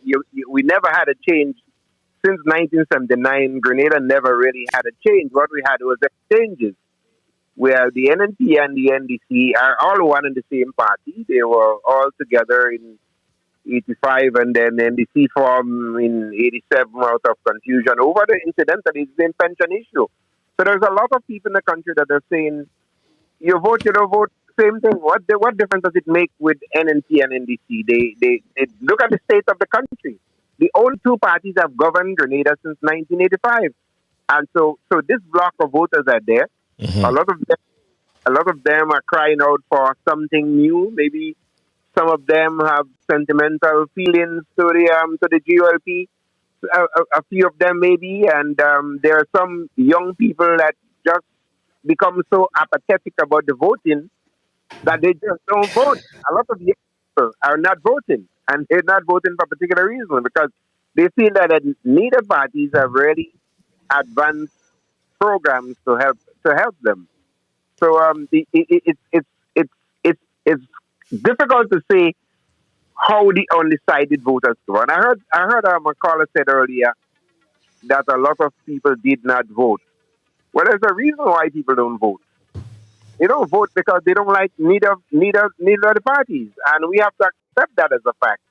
And until something pops up where maybe they see it overbearing that they have to vote against a party as they did in 2008. 2008, a united opposition came out, and when I say opposition, I'm talking about the people, not exactly parties. They bond together and they voted out NNP in 2008. That was a united opposition that got together and voted. Since then, you have a lot of people just sitting on the fence and not voting. So there's room for a serious third party. And I think after this election, if the NDC didn't win this election, it means that if they did not win, or if, for heaven's sake, if they were to get another 15-0, that could very well set of them, because it means that it would be the first party that have received a 4-15-0.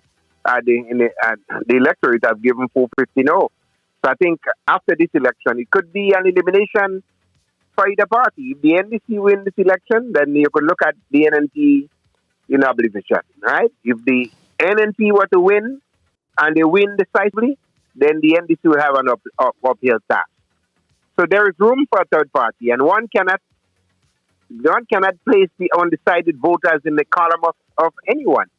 While it is true to say that the NDC has not won an election outright by themselves, because in 1990 they got 7 seats, and it was a coalition government that that served in 1990. In 2008, it was a progressive coalition that came together and elected and put NDC in office in 2008. So the undecided voters now are critical, and we don't know how they will vote. Seriously. Right. Janice, I see that smoke on your face. I could tell something is going through your mind. What's your take? Where the undecided voters You going? see what I'm doing here? I'm Yeah. drinking water. Where does the undecided voters break, in your opinion, Janice? I kind of think I know where you're going with your opinion, but I'll let you speak anyway. The undecideds. Okay, so I am no stranger to Grenada politics. In fact, in 2013, I was a campaign manager in St. David. I am no stranger to the ground. I am still very, very well connected in the communities, and I strongly disagree with a lot of the comments that this gentleman is making.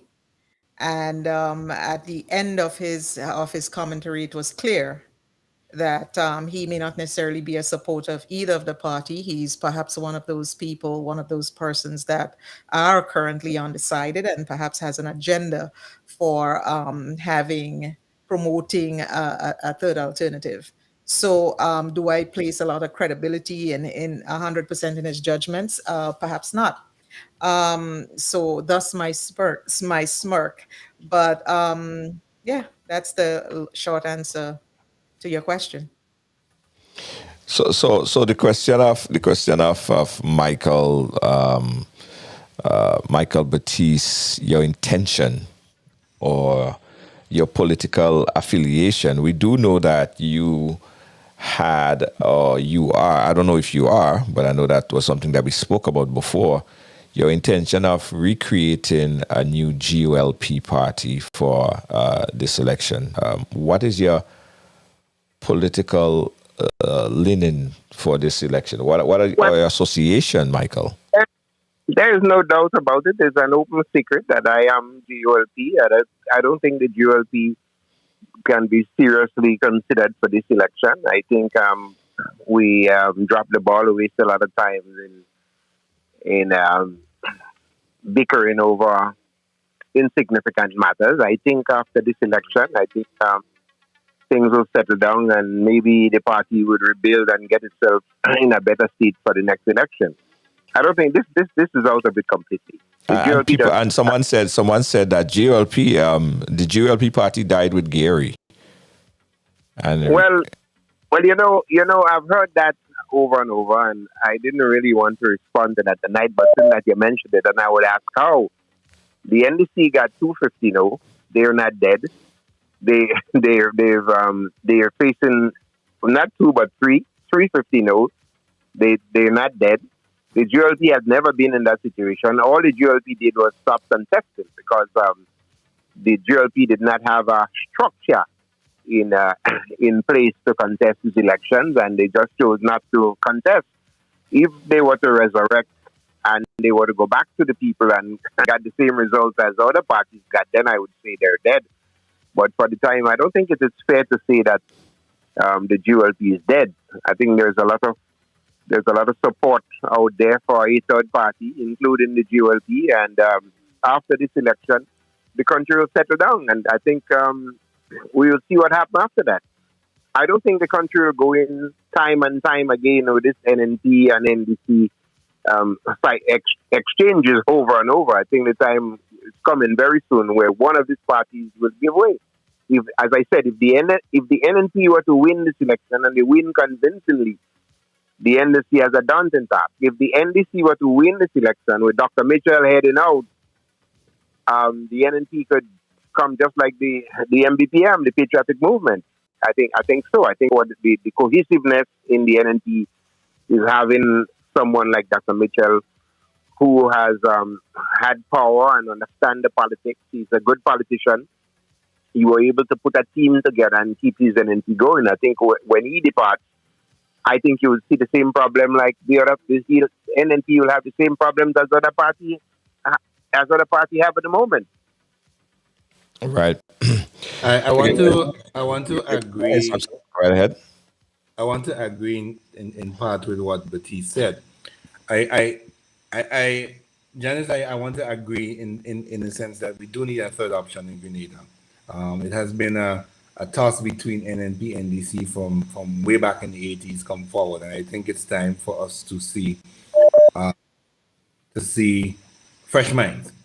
With that being said, I think while the name NDC has remained, the party itself has evolved tremendously over the past few years. There were moments when it was down after Brizan and so on would have left, and the party had to rebuild itself. It rebuilt itself under Tillman Thomas and came back in 2003 and would have won a few seats in the House and came back and won in 2008 and would have gone down again with all the issues that were happening within the party and is yet to have come back up. However, this new corp of politicians in the NDC is promising. I do believe that they have a strong argument in the political arena. But on the back of that, I also think that we do need a third option in Grenada. The issue with having a third is that in the event that this party is able to be strong enough to get a few seats in the parliament, you have a situation where you're looking at a coalition government, and if you have a coalition government, you have a situation as what is happening in St. Kitts, in the But Federation of St. Kitts. how did that third option work out for TGM? Well, there we go again. But A lot of people will say. I want us to closely look at what is happening in St. Kitts, where there is a unity government or a coalition government, and now we have a power issue where it was agreed that the Prime Minister now, Dr. Timothy Harris, should not serve more than 2 terms, and he's gearing up for a 3rd term. And Sean Richards, who is the deputy, was the deputy, wants to be Prime Minister, and so on and so forth, and all of that conversation. That might be the faith in Grenada if we have a third party and that party is able to garner support. I do believe that GOLP, as one of the founding parties, political organizations in our country, could have had a strong voice in the political arena in Grenada, but that voice has to come through the union. If ever there was to be, it had to come through the union, and clearly the GOLP, the party, and the Grenada Maritime and Manual Intellectual Workers Union are 2 separate entities, and that is what is killing in GOLP's chance of ever coming back or ever regaining fire. I don't believe it's dead. I believe it's dormant. But we have a situation where the head of the GMMIW is a strong NNP. And so you have that toss there going on for GLP that they need to fix if they ought to have any viable conversation. This past week there was two motions that went before the House to add two symbols to the ballot paper. And I'm saying we have a situation, and this is not just in the political arena, it's across the board. It's even in the church. Everybody wants to be a leader. Nobody wants to be the follower. We can't have all leaders and don't have followers, because what will they be leading? That is the issue, and that is the issue in GLP. That is the issue with a lot of these small political parties that are coming up, because everybody has a bright idea.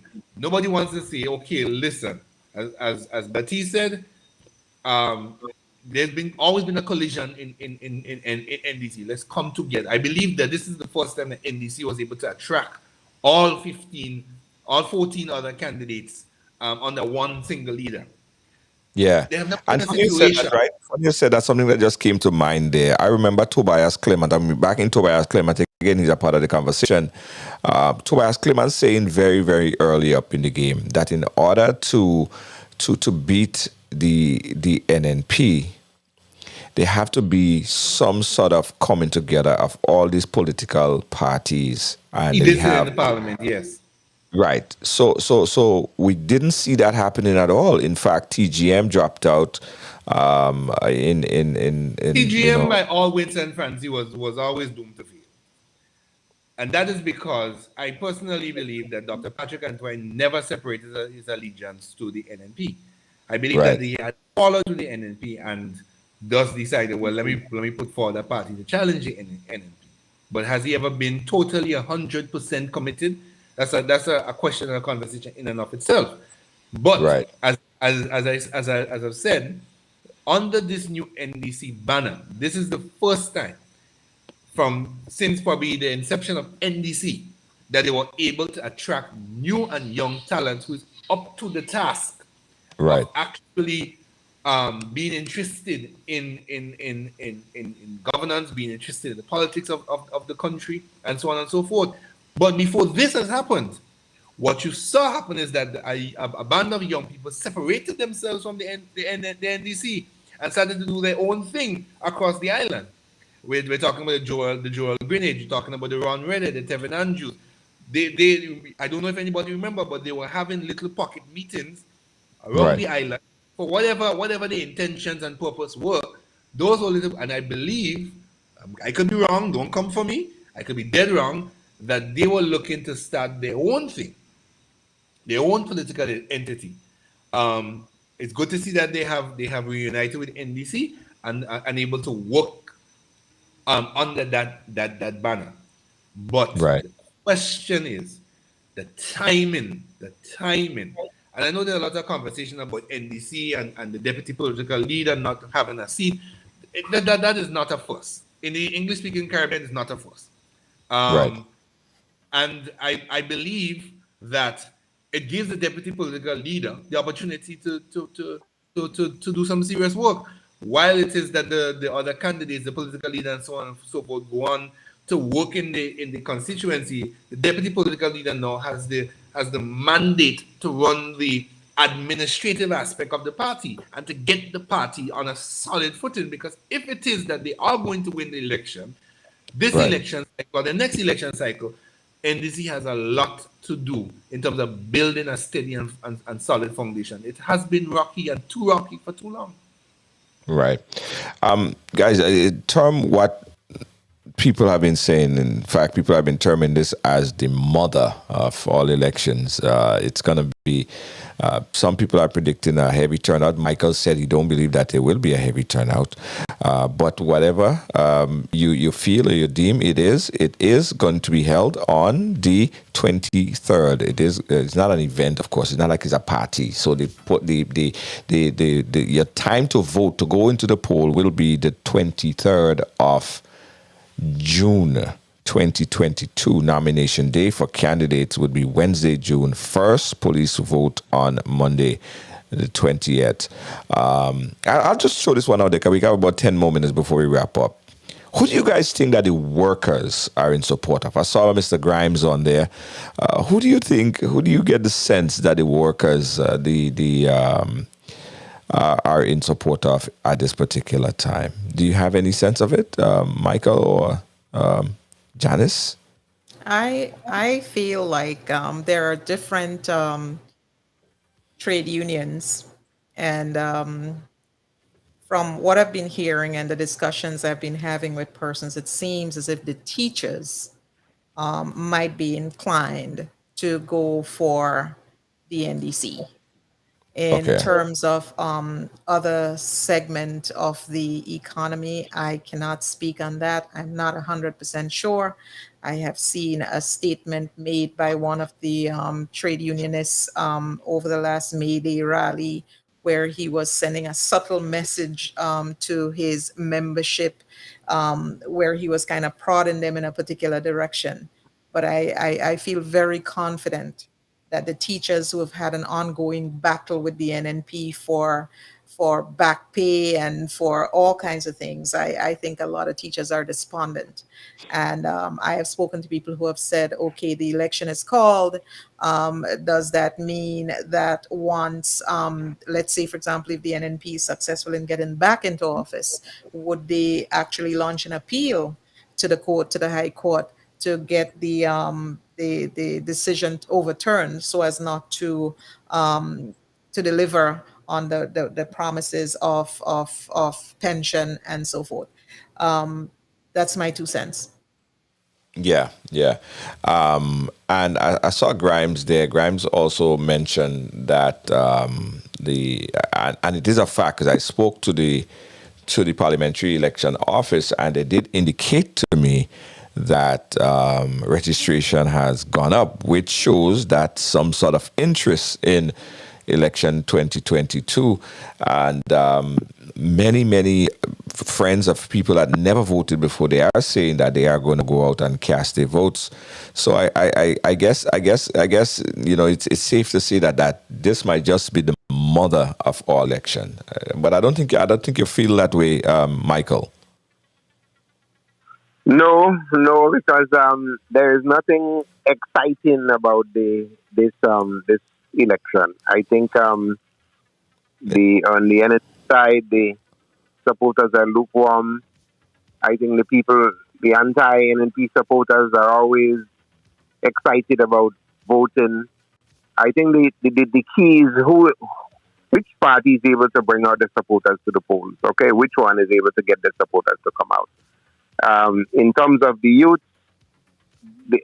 unfortunately, and I hate to say this, the youth are the most unreliable voting bloc in the country. Okay, and that makes up over 70-something% of the electorate. I agree with. Right. Yeah. Yes, you have you have to get them excited about something to come. And I think NNT, because of their programs with the Manis and the other opportunities the other opportunities that they have been offering some of the youth, I think they stand a good chance of being able to drag them out on that base. But in terms of getting our young people to come out and vote, young people are always apathetic about voting, Right. registering, and taking part in the process. Hence the reason why, if you want them to come out in large numbers, you have to bring in a Jamaican artist that may attract them to come out. Well, Michael, let me ask you a question. How do you now say that it would be a low turnout and then there is an increase in registration of people Good question. that never voted before? Well, the proof of the pudding would be in the eating. People could be registered and yet don't vote. It shows that at least they are moved to register, and we will take it for what it is at face value. If you're inclined to go and register, you most likely would be inclined to go and vote. The people that may not be inclined to participate at all will be those that don't even go and register. But There's another third factor here, Junior. The registration gives you a free ID. Okay, you don't have to pay in absence of having the money to buy a passport and so on. And in most cases, when you Nonsense. You are discrediting the people of Grenada and the youths of Grenada with that comment. Yeah, This is nonsense. That people only register to get a agree. free ID. That's ridiculous. Grenadians are wise and smarter than that. Come on. I think that this next general election is not going to suffer from a low voter turnout. I think that if you look, the conversation coming out of the NDC camp over the last 8 or so weeks has been registration. There have been motorcade after motorcade after motorcade asking people to get registered, telling people the importance of getting registered. And as Nazim Burke would have said in the last town hall meeting they had for St. George's Northwest, I believe, where in one of the previous elections, I think it was 2013, NDC had one of the biggest crowds that they ever had in an election campaign in the history of Grenada. When they do recognize that majority of that crowd was not registered to vote. And I think that NDC had learned from that. And so the conversation over the last 8 weeks or so was get registered. I have it on good grounds that even the caretakers have been helping people to get their birth papers and so on sorted so that they can get registered. I think for anybody to say that Grenadians are getting registered just to get a free ID is ludicrous. It's absurd. It is absolute madness. And I think it's a total disrespect to the Grenadian voters, the Grenadian people. Grenadians are interested in this election primarily because we're coming out of a 2-year pandemic where people were shut down, shut into their homes, where prices in cooking gas, no, not cooking gas, but gas, oil and gas and so on, would have food and utilities, all of those things would have gone up as a result of the global impact, the Russian-led invasion of Ukraine and so on and so forth. What has the government done? That's a question in and of itself. That's a conversation in and of itself. But I think that people are interested in this election for the sole reason of, one, the pension. I said it in the beginning. People need money. They were locked into their homes. They would have seen for them. Personally, I can tell you, I was locked into my house. And things that I did not notice about the house, I all of a sudden began to notice it because I'm there. I'm not going anywhere. You're locked inside. What is happening? They notice things. They observe things. They see things that they didn't see before. But do they have the financial capital to do that? Yes. No. Let's take a quick call on the line. We got a caller on hold for quite a bit. Call you live. Let me put that caller up right now. Caller you live. Where are you calling us from? Yes, good night, Junior. I'm calling out International. Okay. Good night to your panel. Sorry to keep you Thanks on for hold so taking my long. call. I apologize. I saw you calling from my That's international phone okay. number. That's okay. I followed the discussion as you had me on hold. Okay. I would like to say that I'm in agreement with the last spokesperson. I forgive me for not remembering your name, sir. But there have been a number of things happening on the ground that are quite new and has not happened before in Grenada. Take, for example, the interest that was being demonstrated leading up to this day, where we had the announcement of the date. There was so much political activities taking place leading up to this day that has never occurred in Grenada in any elections. Right. You all can verify me on that. So there was a transformation taking place on the ground. And that transformation actually occurred from November last year, when one Deacon Mitchell became political leader of the NDC. That changed the political climate in Grenada. A matter of fact, I think it sent chills to the Prime Minister. There was a lot taking place. There is also the young vote that should not be discredited.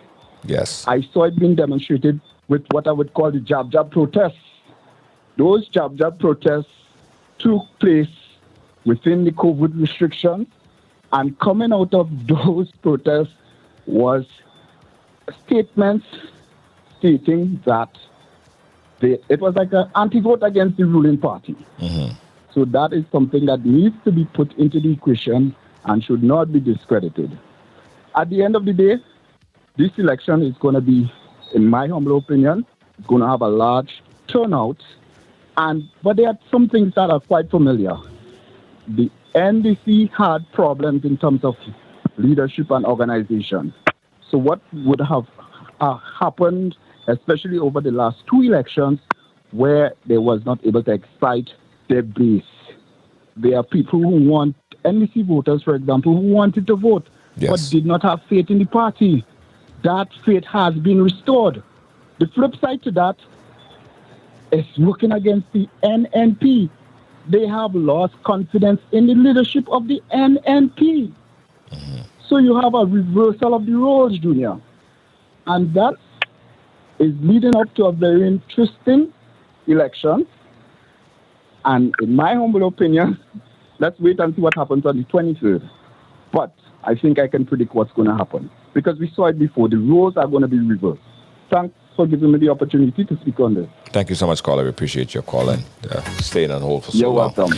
Appreciate you. Again, guys, we're going to wrap up shortly. We're going to be on for another 5 minutes, so let's go into closing mode. Let's start with Michael. How about that? Michael, you get the opportunity to close it off first. Your conclusion on everything that was discussed here today. I am looking forward to a peaceful elections. I hope I am wrong and that we do have a heavy turnout. As I said before, the large block of people that did not vote lend credence to the fact that the Grenadians are still apathetic about elections. A good portion of that.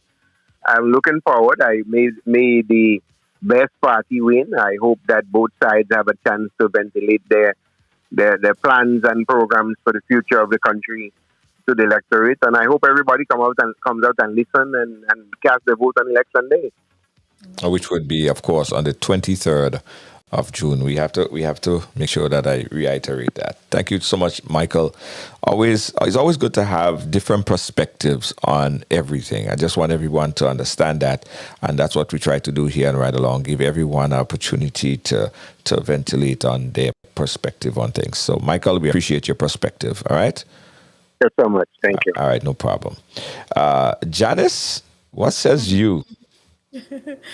Well, basically, Monday is the last day for registration. And I have always touted every single time I had the opportunity to do so, go out and vote, get registered to vote.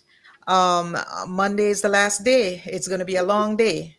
It's either going to be very hot or there's going to be rain. Walk with your umbrella, but be prepared. Be prepared. Walk with snacks, walk with water. wrap yourself around the corner. As my man said earlier there, that if you're in the line before 3 o'clock, you cannot be turned away. Your registration is your trump card. Even if you are someone who's on the line and you're not sure which direction you're going to cast that vote, unlike what some people are saying, this election is going to become so exciting coming towards the 23rd of June. I've been involved in it directly. I know what happens, right? There are going to be concerts all over. There's going to be village meetings all over, street light meetings. Volunteers and activists are going to be pounding the ground. And being registered is like your trump card, right? When that time comes and you realize that it's looking razor thin and it can go in any direction, then you're going to be like, oh boy, I want to vote, but you cannot vote if you're not registered. We still have one day, so all is not lost. And I hope that after this election, people would realize that we're still all Grenadians. We have to work together. We have to, I have friends on both sides, and some of us, we even talk and we say, you know what, we're not going to let this difference in political beliefs destroy our friendship. Even when Ali took his position, you know what, I respected him. I once was a very big supporter of the NNP, and he has a right as a Grenadian to choose who he affiliate himself with. You understand? So enough respect to everybody, regardless of who you decide to vote. But I believe that this election is going to be exciting. It's going to be just as exciting, even more exciting. And for those of you who are already registered, congratulations to you. If you haven't had a chance to do that, ask for the day off, get a sick leave, get what you had to do, but you must be registered. That's my piece of cake. And I believe the turnout is going to be awesome and people are going to do the right thing. That's my take. Yeah. And also, we on a programming note, Janice is going to be hosting her brand new show coming out very, very soon. So you guys going to look out for that. Janice, brand new show. Judy has been holding me back in the background, people. I have a confession to make. We just want to be neutral in this. He's been holding me back, but I can't promise that when I do my show, I would be as controlled in my comments because I'm very passionate about politics. I happen to be very passionate about it.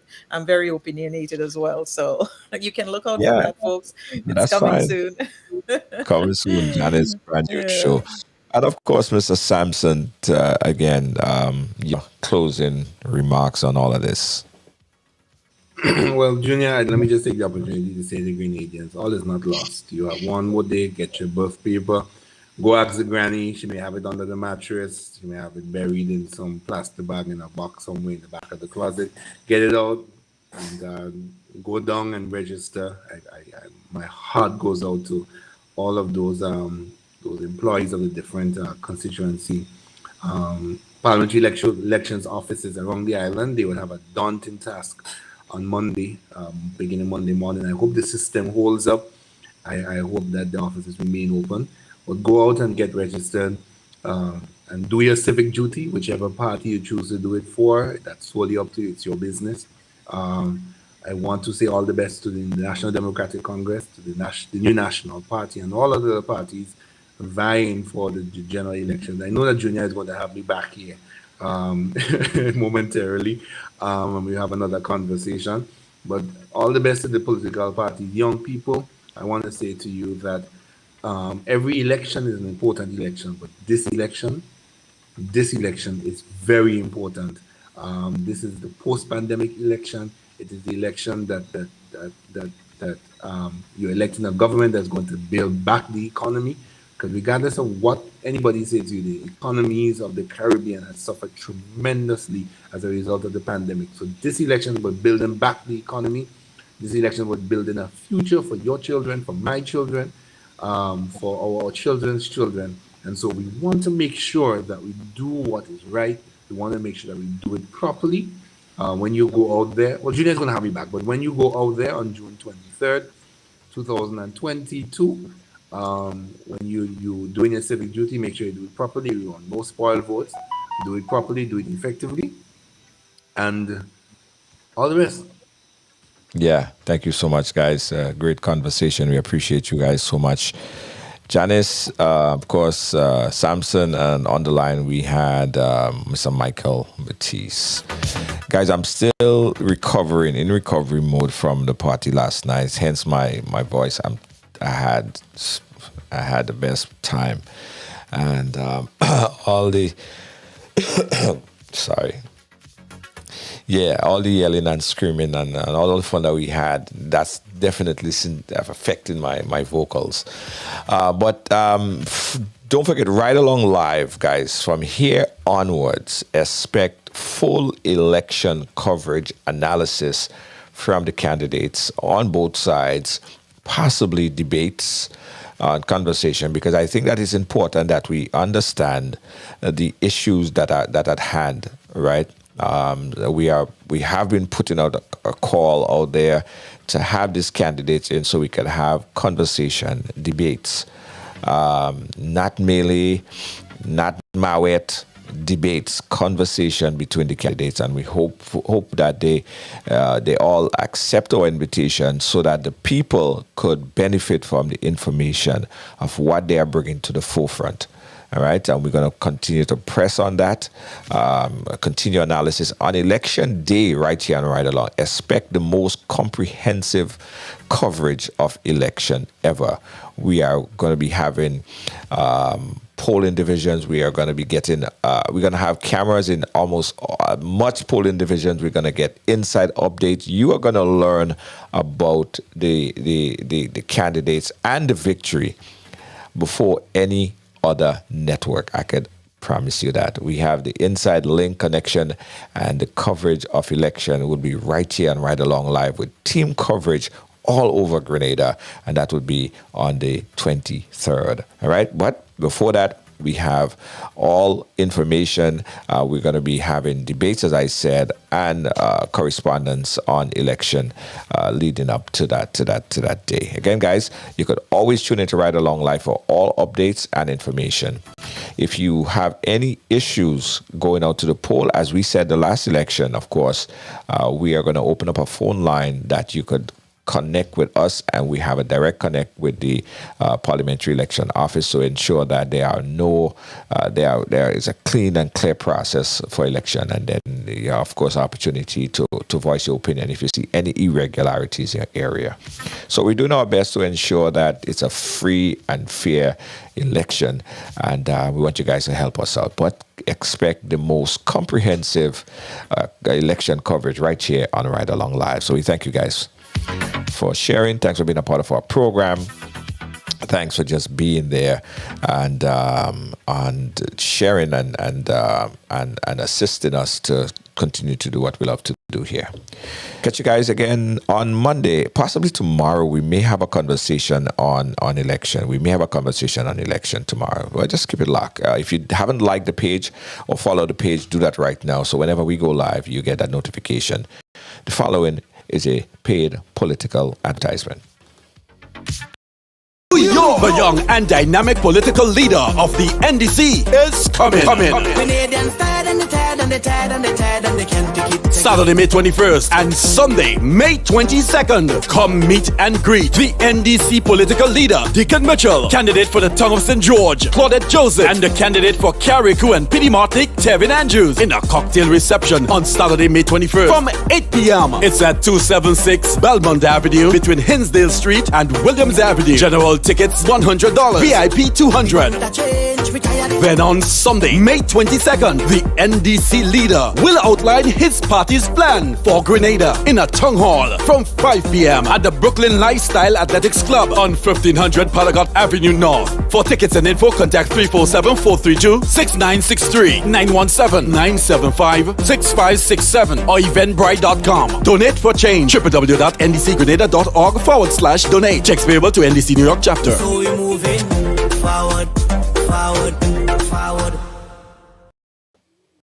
Williams Funeral Service serve you with dignity and compassion as you mourn. Every day, we embark on the journey of life, and one day, the journey will end. It's on that day that you can entrust the celebration of life of your loved ones to David Williams Funeral Service. Call 718-291-3823. And of course, guys, from the NDC camp, They are inviting everyone to attend a town hall meeting here in New York. Let me pull up the information. Again, the town hall meeting is going to be on the 21st of May. Deacon Mitchell reception. They're asking everyone to come out and support. This is brought to you by the National Democratic Congress, New York chapter.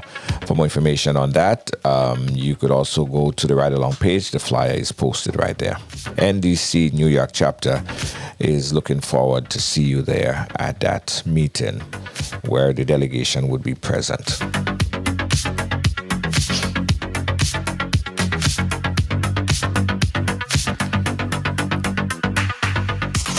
Also, the program is brought to you with the kind compliments of Buy Brand Caribbean. Yeah, Buy Brand Caribbean. Buy and eat Caribbean, organic products. Check them out online at CaribbeanOrganics.com.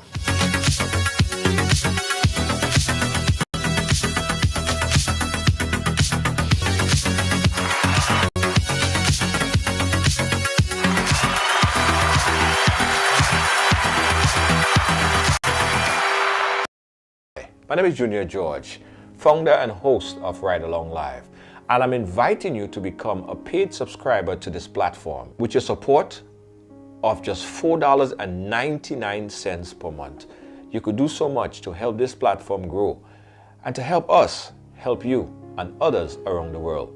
We encourage you to click that link and become a supporter today. Thank you so much. We appreciate you.